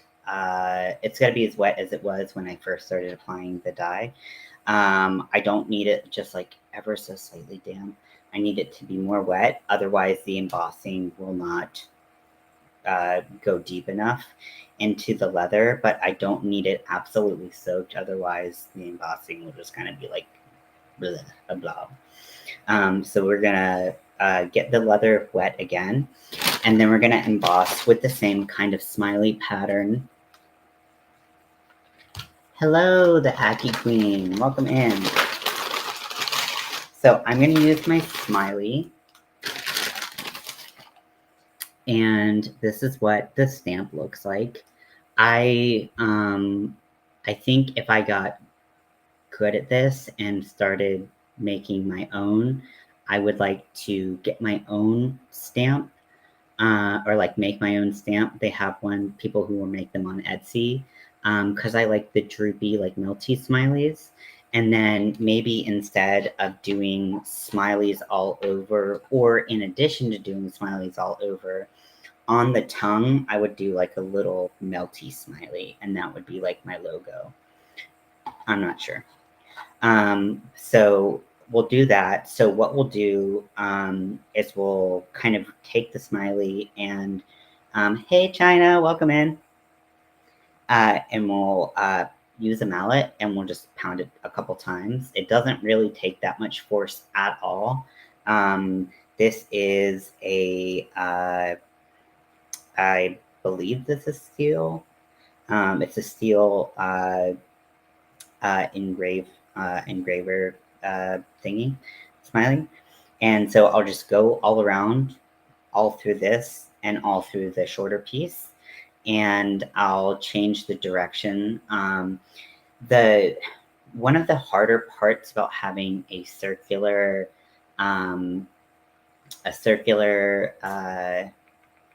engraver is that if I just was like, I want to put one smiley right here at the tongue, and that would be my logo. Well, sometimes, like, what if I am slightly off center or like I twist it a little bit and my smiley is like this? So that's kind of why I decided that it would be easier to just have smileys that just go in a bunch of different directions, so that I didn't have that pressure of like keeping all my smileys like up, right, perfect. Because again, precision, not my thing. But if I had like a droopy smiley, it might be more obvious, and then I could mark and do things a little bit better. I don't know. So yeah, so we're going to wet the pieces, and then we're going to engrave them. I think that the leather, the dye, I mean, I can touch the leather, and the dye does not come off on my skin. So I think that we're at a point where we can wet the leather and start stamping. I'm gonna start putting some stuff back. I have not sealed the die yet, so I still have those pieces. I have not burnished. I've not burnished the edges yet. I have to do that as well. So if you're keeping track of the steps, this is step 48 and approximately 1,042. It's a lot, I know.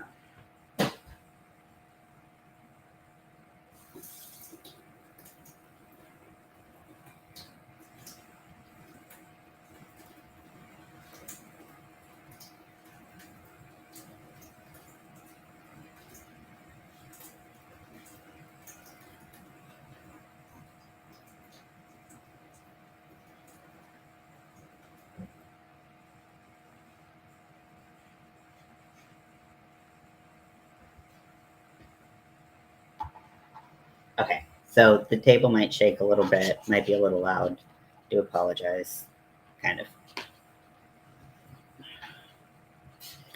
So a good way to tell if your leather is wet, especially once the dye is on and if it's this dark, is look at the underside. You'll easily be able to see if it's wet. This is a little bit more wet than I expected, but it's not bad at all. And we're just gonna start.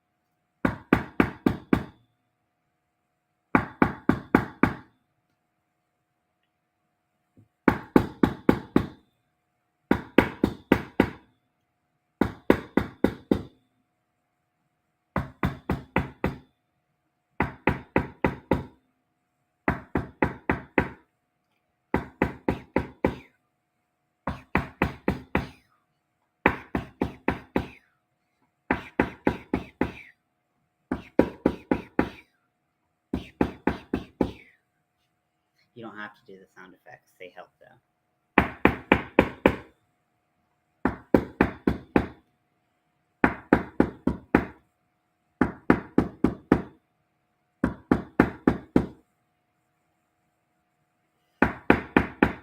And I try to like turn it as I'm using the mallet, because if they're all facing the same direction, I feel like it kind of defeats the purpose of you trying to make them look random.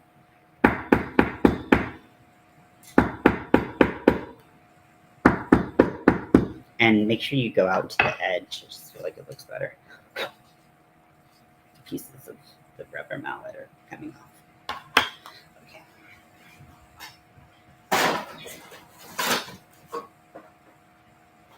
So now, while this leather is wet, I'm going to try to start to form the pleats of the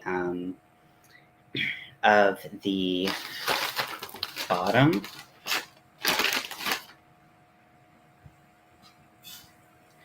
So take my, because you have to do this while it's wet. The leather is so much more malleable when it's wet. If it's not wet enough, you wet it more, like it's totally fine. You can get soaking wet at this point, but it's got to be wet enough. So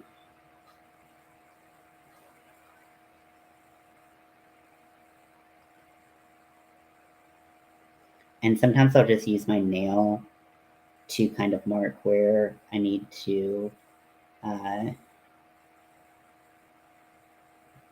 fold things and everything. Okay, this doesn't look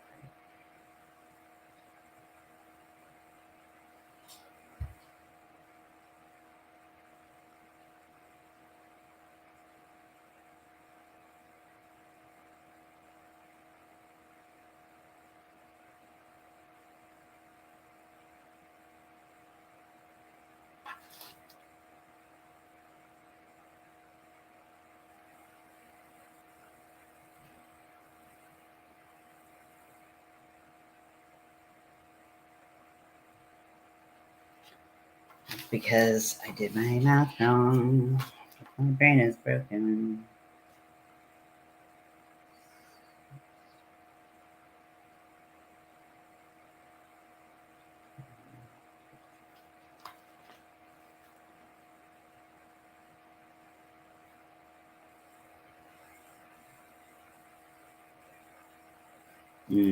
I see where I did my math wrong.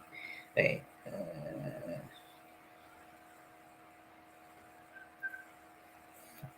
Okay. Okay. That's what it was. Okay.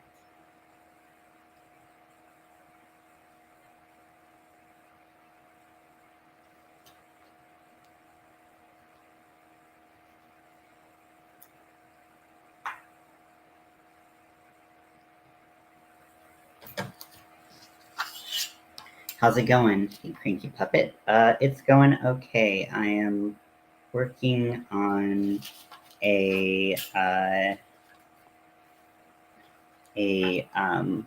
leather another reworking my prototype for my uh, leather crochet hook holder, and always realizing that math hurts my brain now. Can't do things like I used to. So that's always fun.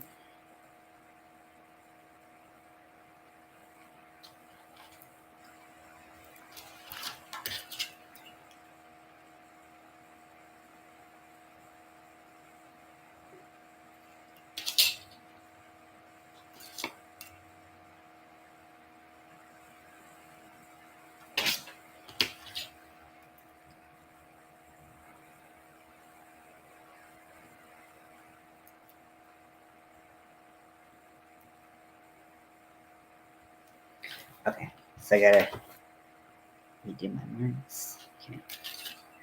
So this one is right. We're gonna go in 3/8 of an inch.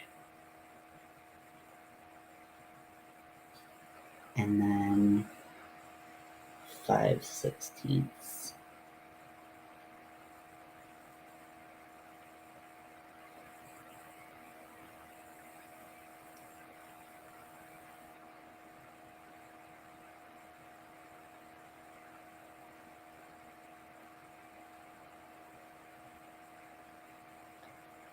Get an inch from there.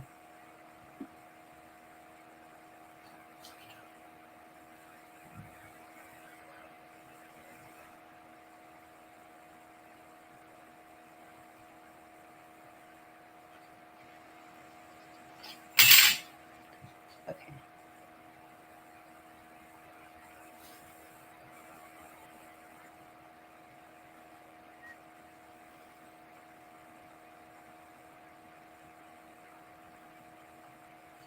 And I just need that overlap to kind of, I'll start it at the bottom. Numbers are my biggest enemies, where I used to be good at math. I actually was a math major, but now post everything, it's just not that way anymore. So I want to make sure I have room for any space that I need at the bottom, but also that I'm carrying that width and that curvature up. So I kind of like to form it like that when I make that pleat. And then I'm going to make a pleat in the opposite direction.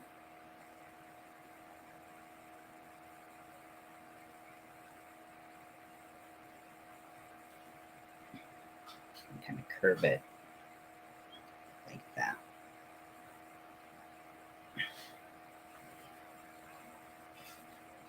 So once it dries down, it's going to have a nice shape and it'll be easier to sew.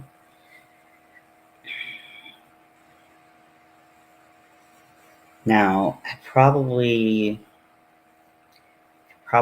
could have done my stitch markers while everything was like this, but that's okay. Stitch markers in crochet mean something very different than stitch markers in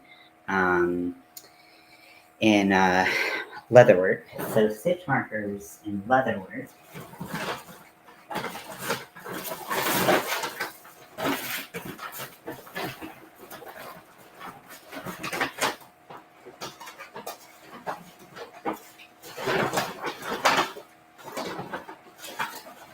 sorry, just trying to find them.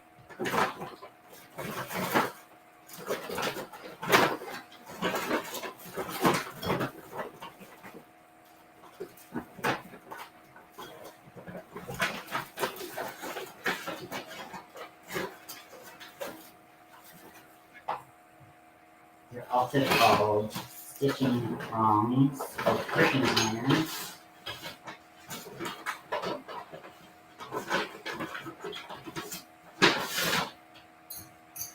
So you can get them in different millimeter size holes and then also in different numbers of prongs. And so this is what they look like. And you stamp them with your mallet around where you're going to be doing your stitching. And they help you maintain your stitch width and give you a very nice professional looking product or end product. And so these are your stitch markers or stitching irons, pricking irons, what have you.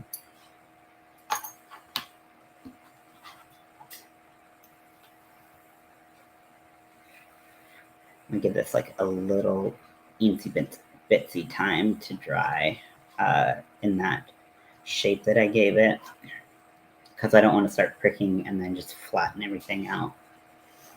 I want it to have that nice good curve because sometimes we've got big hooks. Yeah, they do look like forks.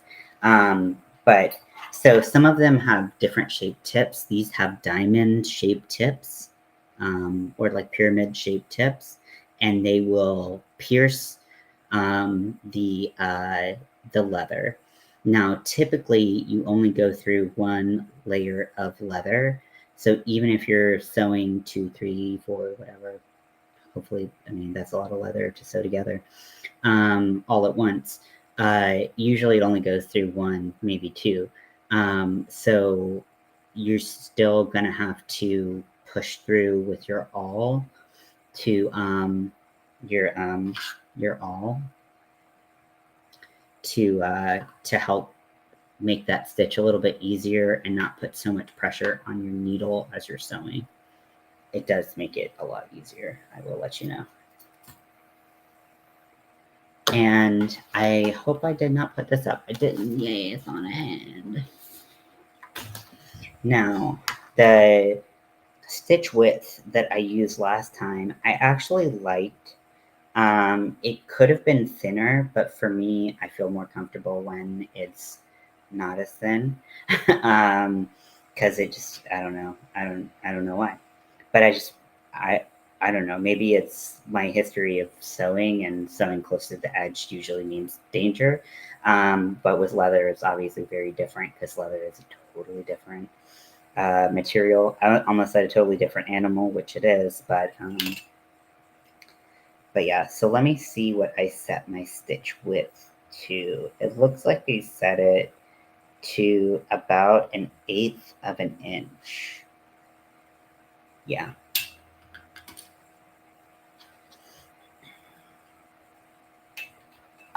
So around the top where I only have this flap of leather, I'm not going to put stitches around the side.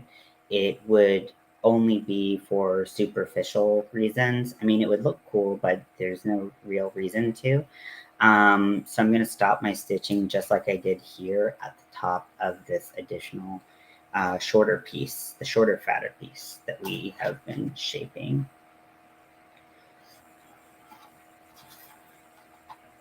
So this piece is just under, actually it's right at 5 inches.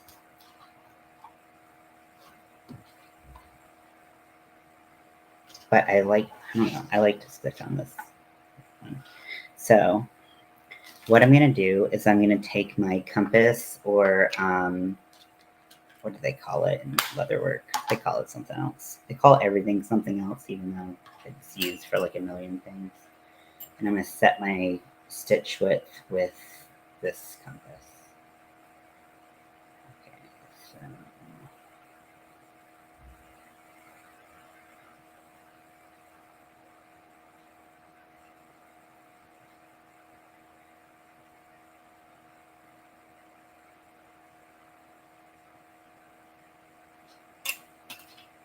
and then what you're gonna do is you're gonna just kind of scrape that stitch width onto the edge.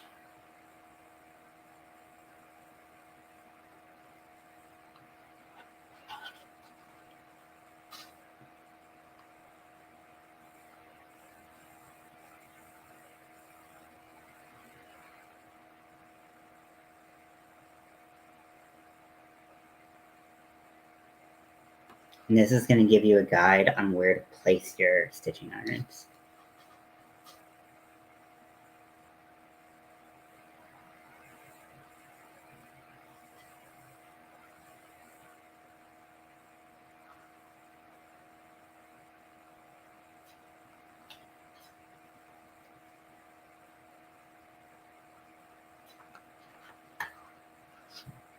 Okay, I'm gonna get my mallet again. Handy dandy mallet.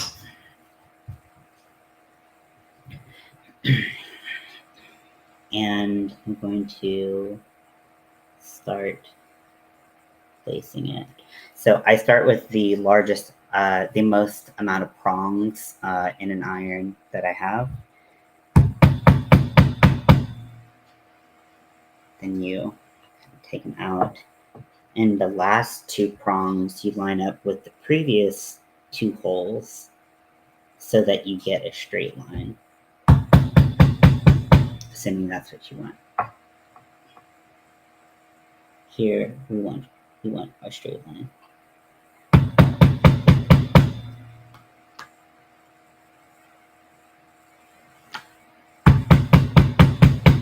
Also, one of the reasons why I haven't been doing as much leatherworking is because I am pounding on the kitchen island, and I don't want my I can't really do this at night because I have downstairs neighbors, and I don't want to be an asshole.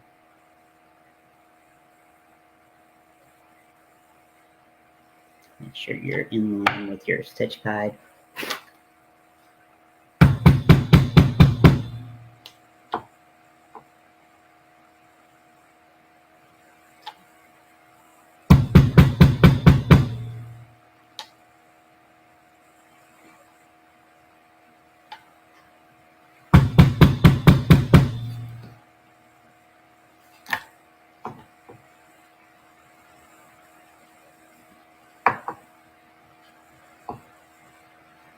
Now, if you get to a point where you are on a curve or something, this is where like the two prongs really help, because you can just take that last hole that you punched and you can just kind of curve around whatever you are doing. I'm not stitching around any curves right now, so that's not really the issue I'm facing.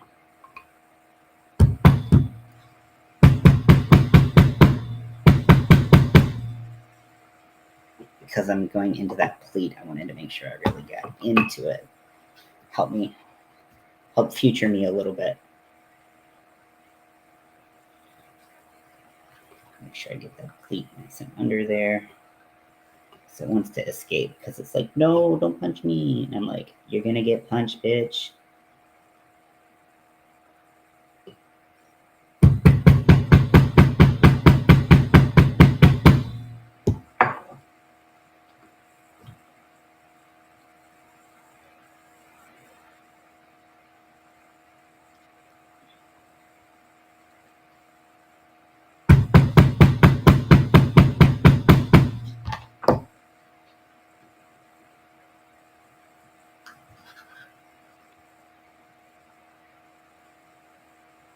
So I'm using 3mm stitching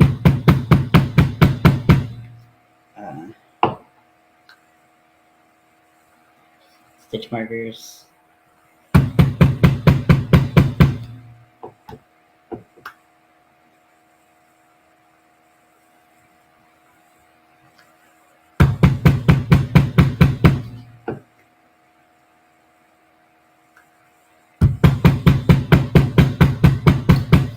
Almost done. I know this is super interesting. Oh, I kind of missed this too. Oops. Missed my last two dots by just a little bit. It's okay. It should be covered up by the thread pretty well.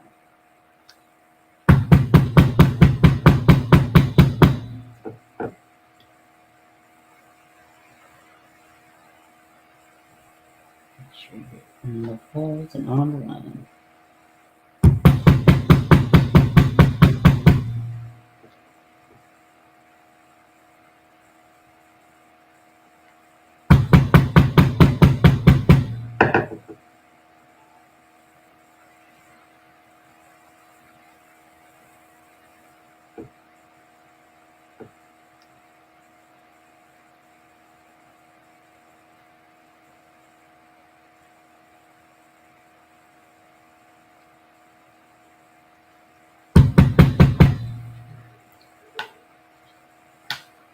If someone's yelling at me for making noise.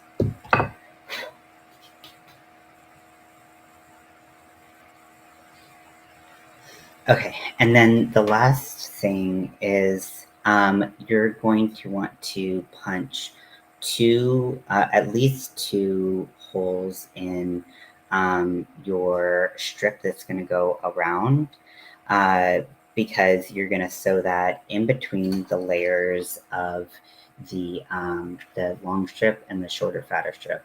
And if you just did one, it would be swinging around. It wouldn't be very secure. So two is really going to help it a lot. Now I'm nervous. Someone's yelling at me. I'm like, oh shit.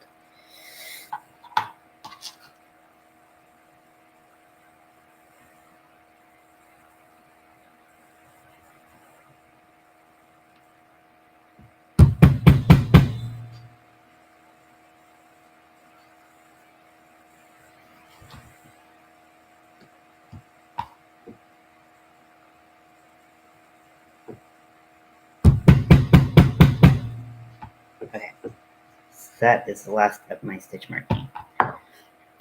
So I'm not going to do any on the back because, like I said, I'm going to be using the needle to punch through. Well, I'm going to be using the awl to punch through, and then I'm going to be using the needle to continue that process. So that is the last of my stitch marking business up in here. Now, this is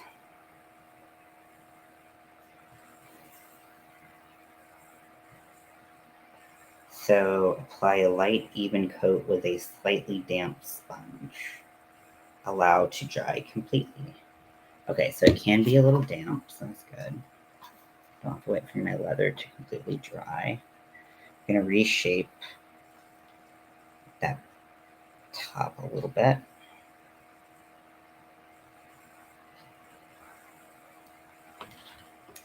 And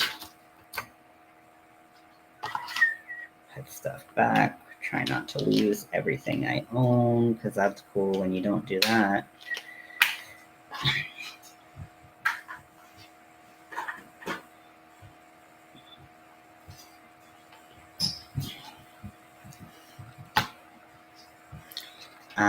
It said lightly damp sponge, but I'm gonna take a paper towel because I don't know what sponge I would use. So I'm just gonna like beep boop, beep boop.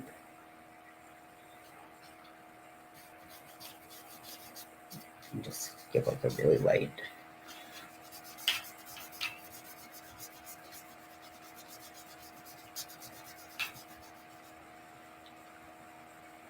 Like down with that.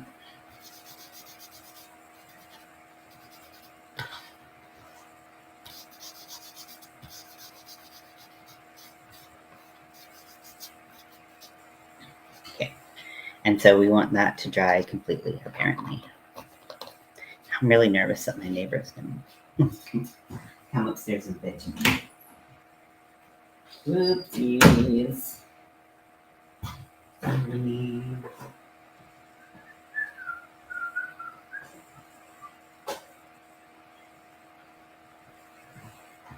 I'm gonna get some more coffee.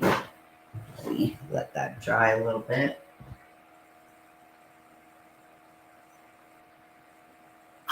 So what's everyone making today? What's everyone up to today?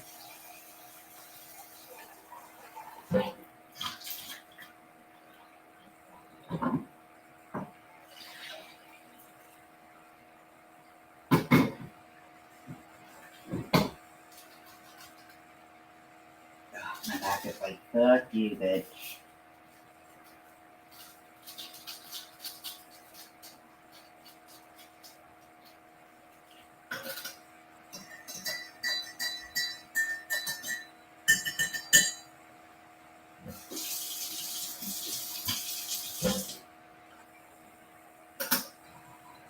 I just need to be better about like listening to my body, about like not being like a hunched over old man all the time. Because my back does not appreciate the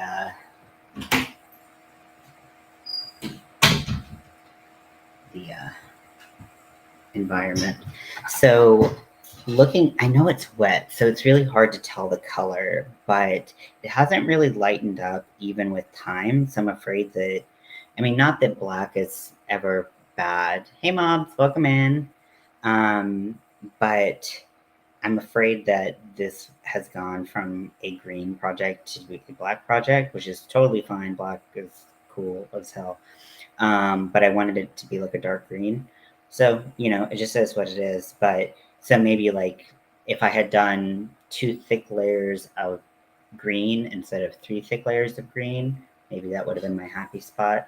But doing that like first lighter layer of green, and I did a fair amount, but I didn't go like buck wild. So maybe like this is what the green looked like with just one thin layer, which this is the part that I don't care about looking as even. And it's definitely not as noticeable when this isn't as even versus when like a piece this big is not even. Well, would help you.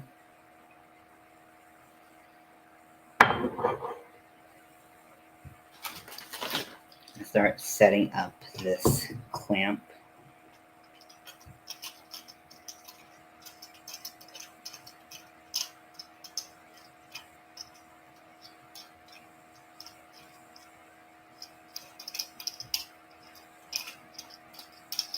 How are you doing today? Mom, your name is Ashley, right? I'm not imagining that. Am I remembering? Am I imagining? I can't tell.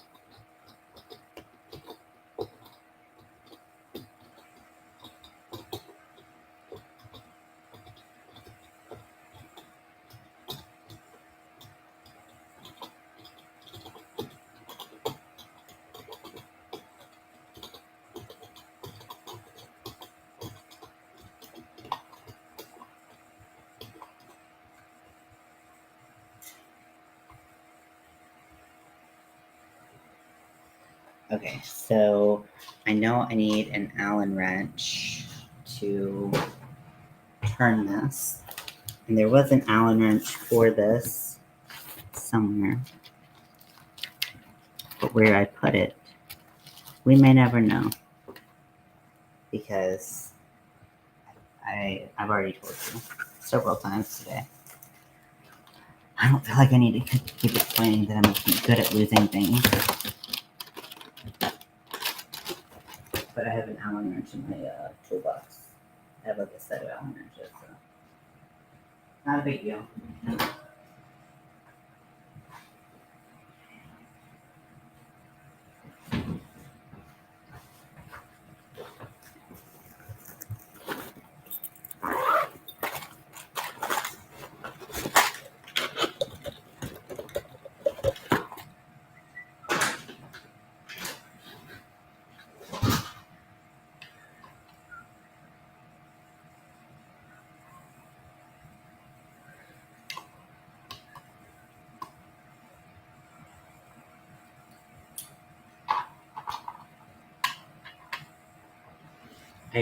I saw a TikTok or something where you're supposed to turn an Allen wrench with your thumb, and that's the key to it is a lot easier. Okay, cool. Well, hello, Ashley. Okay, so I'm gonna move it to right about here. That seems good. Seems tall, but okay. And then I'm gonna tighten it back up.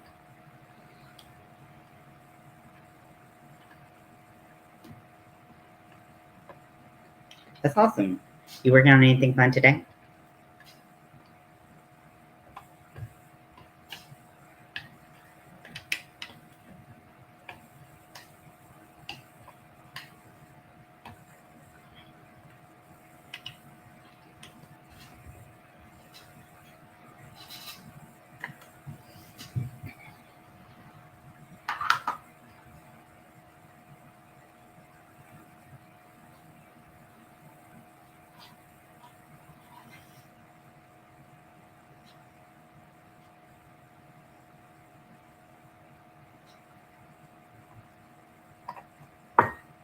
Start.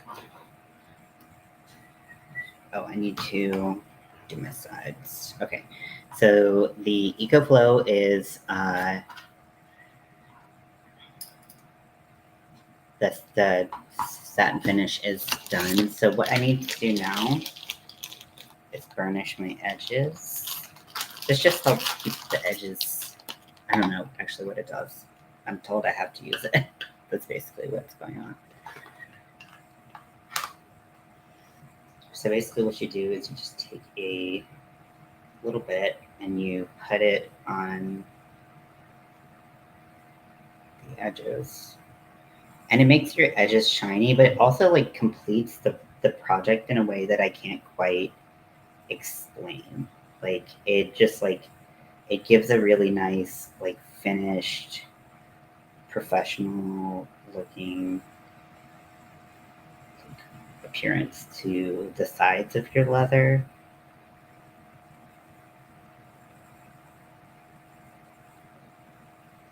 And this is a leather burnisher. It's wood.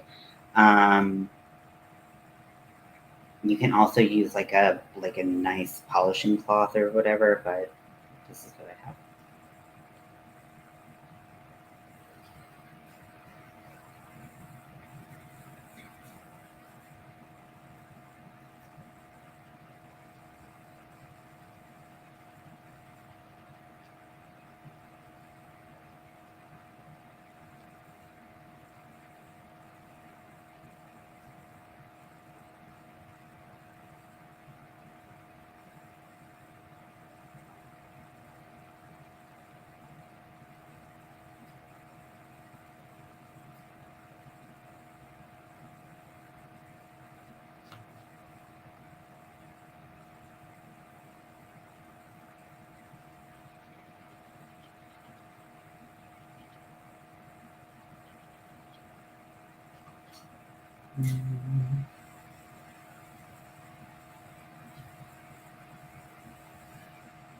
Just got home a few minutes ago, and you're making a hat. Ooh, very nice. I haven't made a hat in a bit. I feel like that used to be like all I made, just because it was all I don't know. It was like all I felt inspired to make. I feel like we all go through like seasons of creativity. It's like, sometimes it's like this is really like, oh, this is what I want to watch or want to make, and then sometimes it's like, nah, you know what? I actually don't want to make this at all. That's how I felt.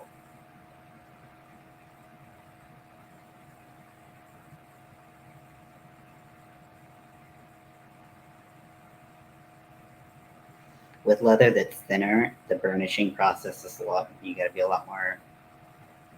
It's just like so much more difficult to keep the leather just in control. So leather's like, no, that exact thing.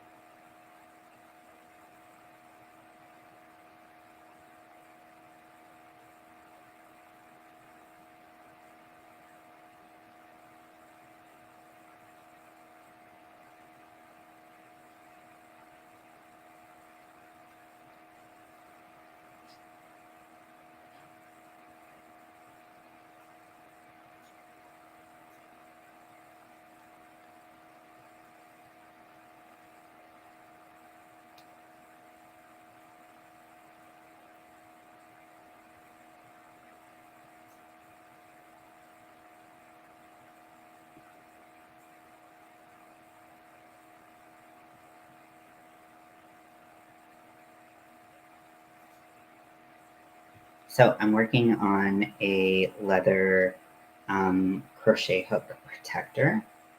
Very similar, very inspired by the Furls one that they gave away with like some gift, like free gift with purchases years ago.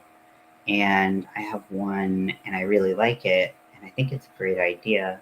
And so when I started leatherworking, I was like, well, this would be a good project to start and try to figure out, how to, you know, work with leather and do different types of things. So, so this is my second attempt at it. I feel like I learned a lot from the first one, a lot. Hoping that this is even better. If it's not, that's okay. Still learning.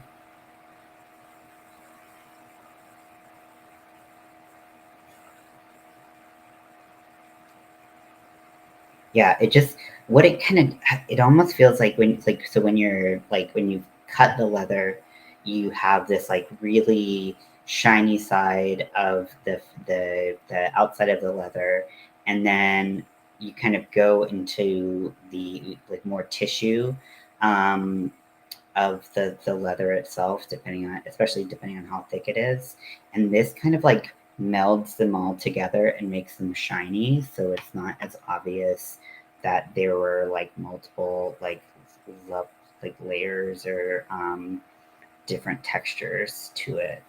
It really does like as it seems like I mean it is a small step, but it just looks so good. So for this project, I think I'm gonna start out by doing the bottom because that's the part that is the most difficult. I kind of have to get this something like that. Okay, kind of line up that.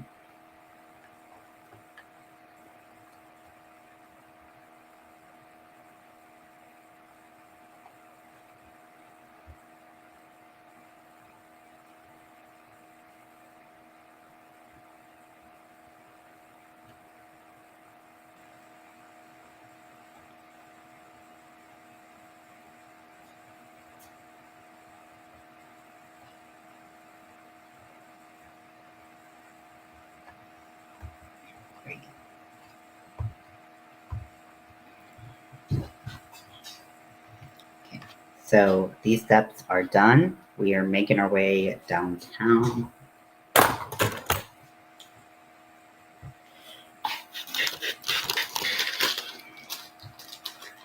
I don't know about you all, but leatherworking to me just seems like so many fucking steps.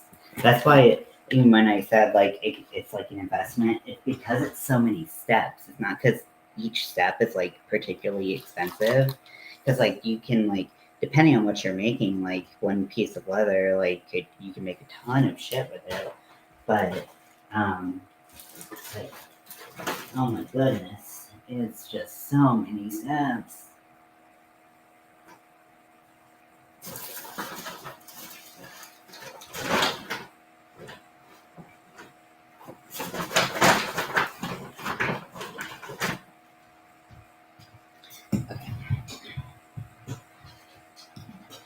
So I'm gonna need my awl. I don't need this. I'm gonna need my awl. I'm gonna need sewing needles.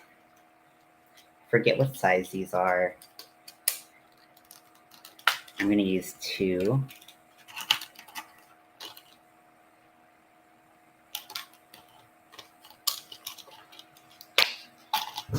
And then I'm gonna take some tiger thread. Now this is, let's see, this is 0.6 millimeters, and this is green.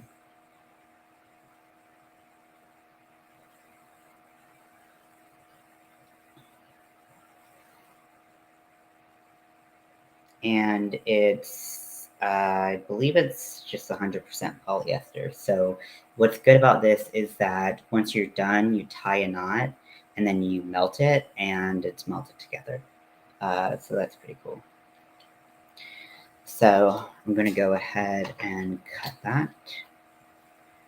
And it almost feels like waxed. It might be waxed, it might not be waxed, who knows.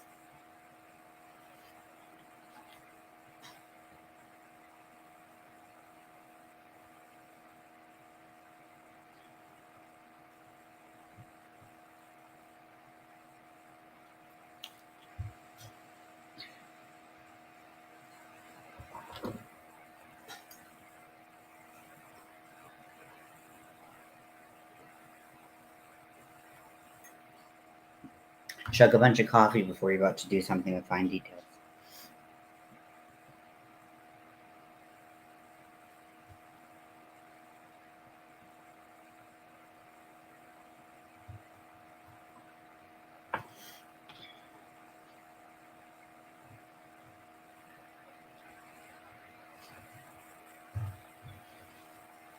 Okay, so we've got our needle threaded on one side. We're going to thread our needle on the other side.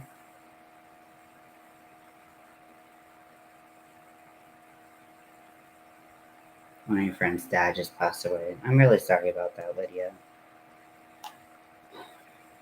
It's definitely hard when we lose people, our friends lose people. How's your friend holding up?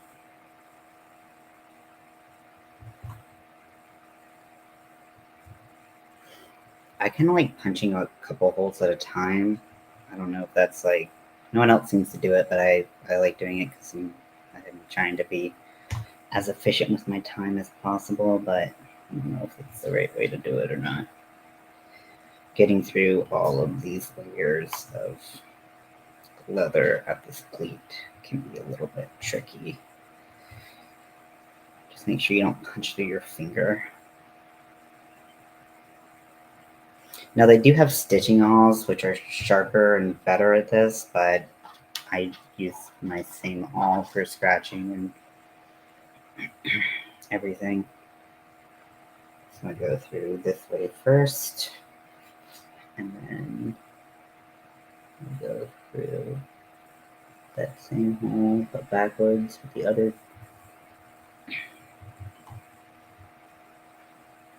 She's having a hard time. I'm sorry to hear that. Yeah. Losing people is just really difficult. I'm sure she's thankful to have you as a friend and by her side, going through this. but I know that that has got to be an incredibly tough experience.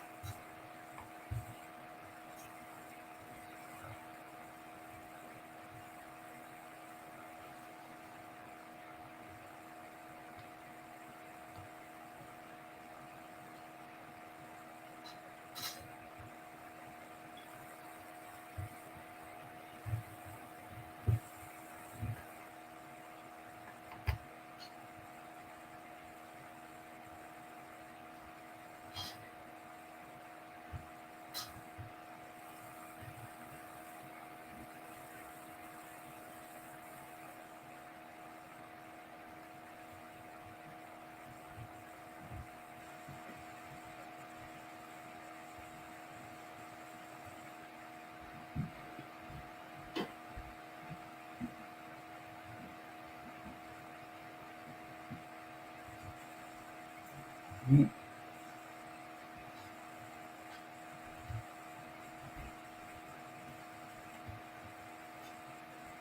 Yep. Got a little, count a little traffic there. And pull it nice and tight. Those stitches just look gorgeous. They look gorgeous. So I'm gonna undo this a little bit. I'm gonna move it over to the side like this.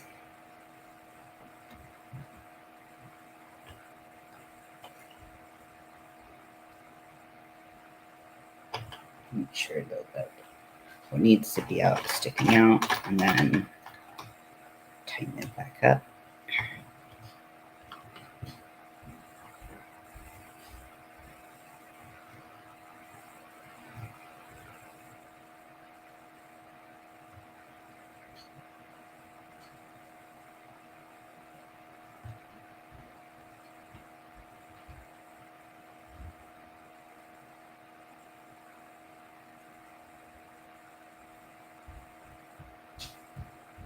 We're like little sister best friends, and we used to work together at Burger King.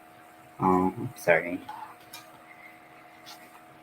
Yeah, I think with those things, this life is really difficult at one point or another for every single one of us, and having good friends definitely does make a big difference for us, right?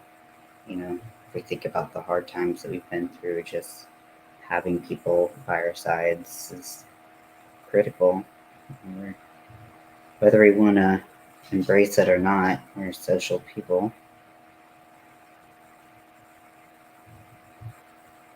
More social animals, I should say. Some more social than others, obviously, but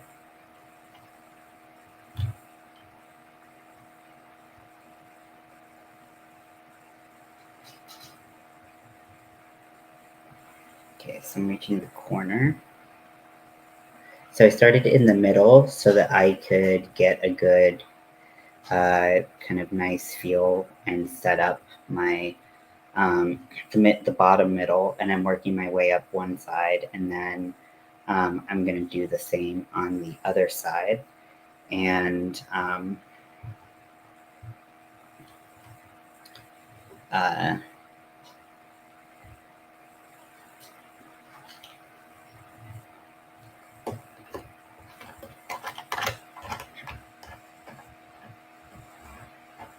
that will be how I work this.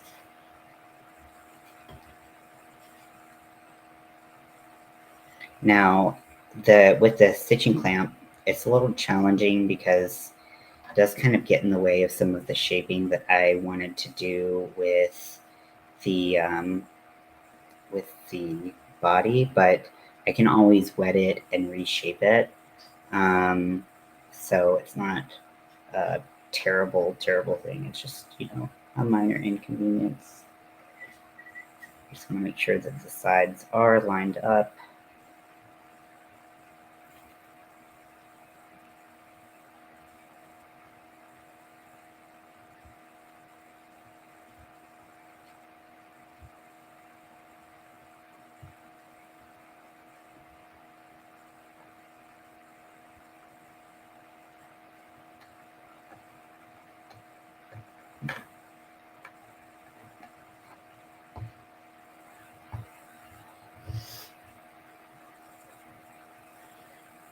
So I'm going to take my awl.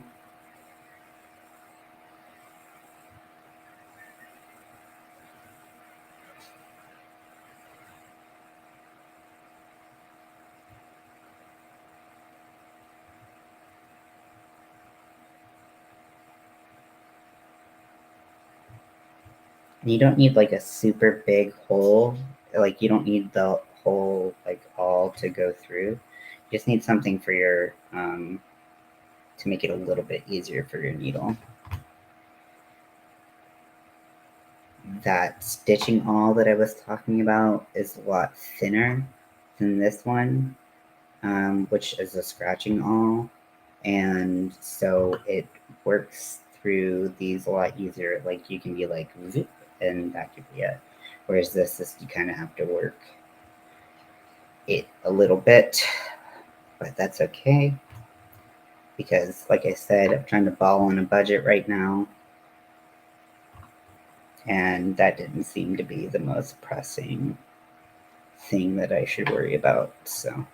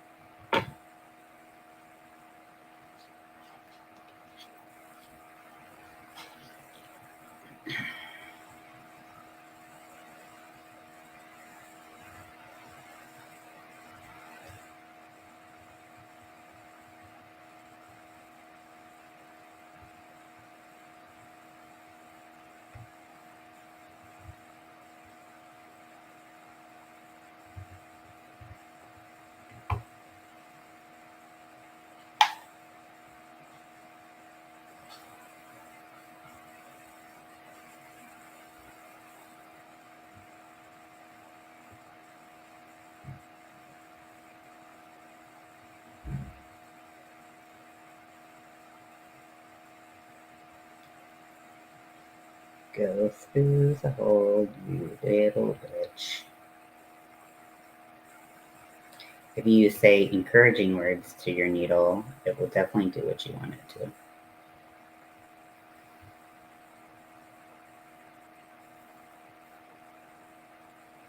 It's so difficult to.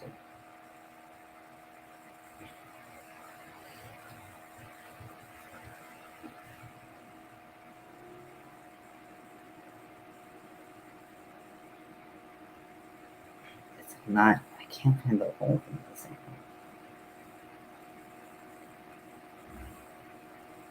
There we go.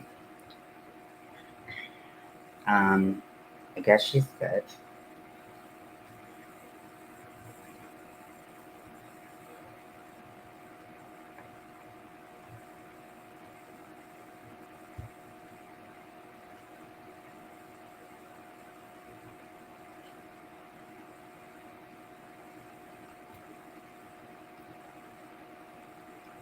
Living her own life, so I'm trying to figure it out.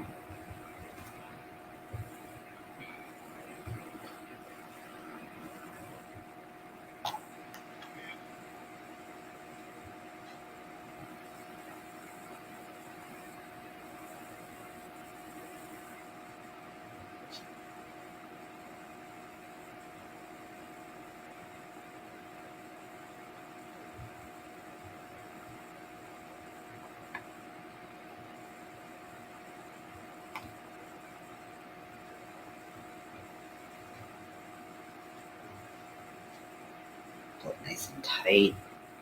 This thread can handle a lot of tensile strength, so you can pull your stitches nice and tight, make them look nice and pretty on the edge.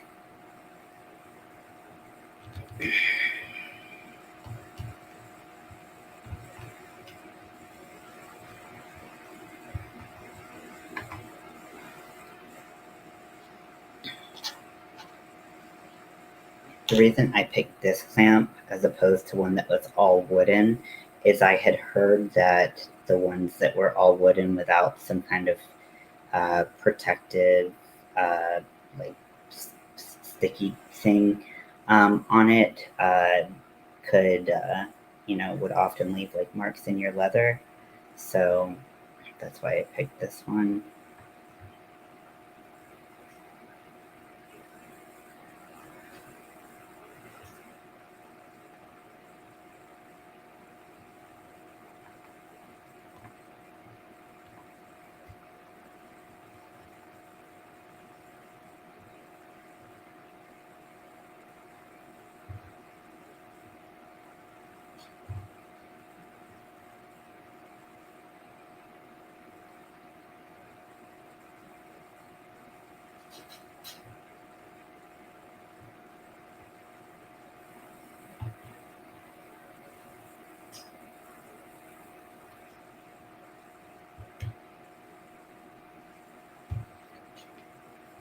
Okay, that one was not punched through well enough.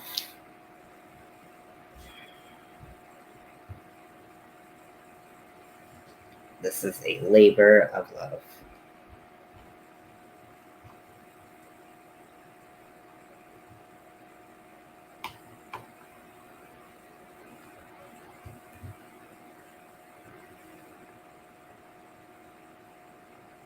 Next time someone gives you some hand stitched leather anything, just remember this video.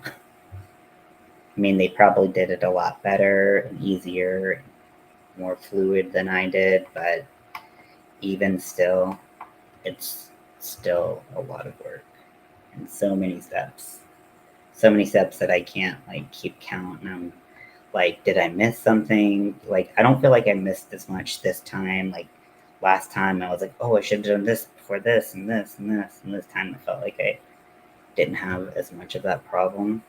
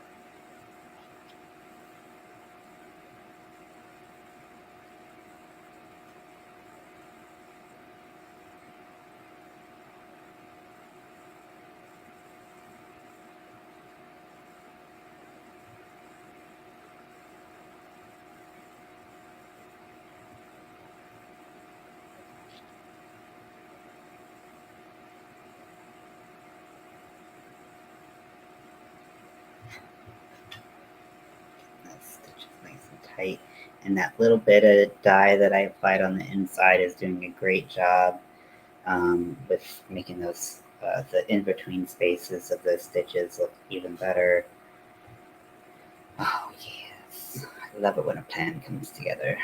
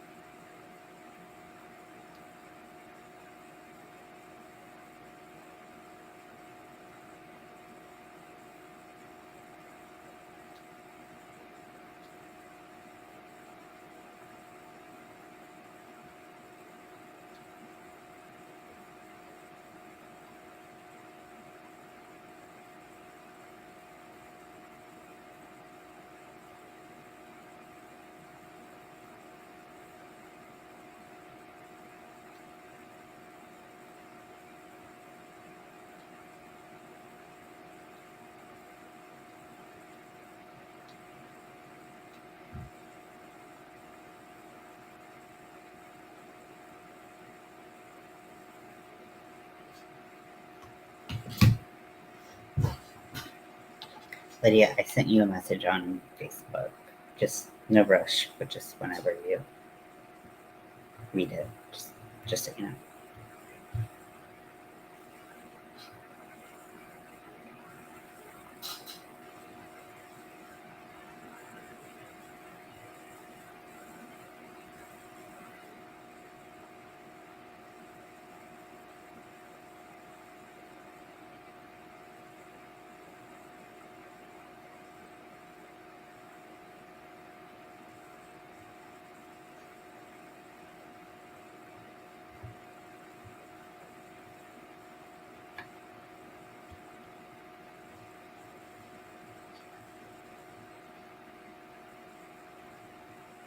Okay.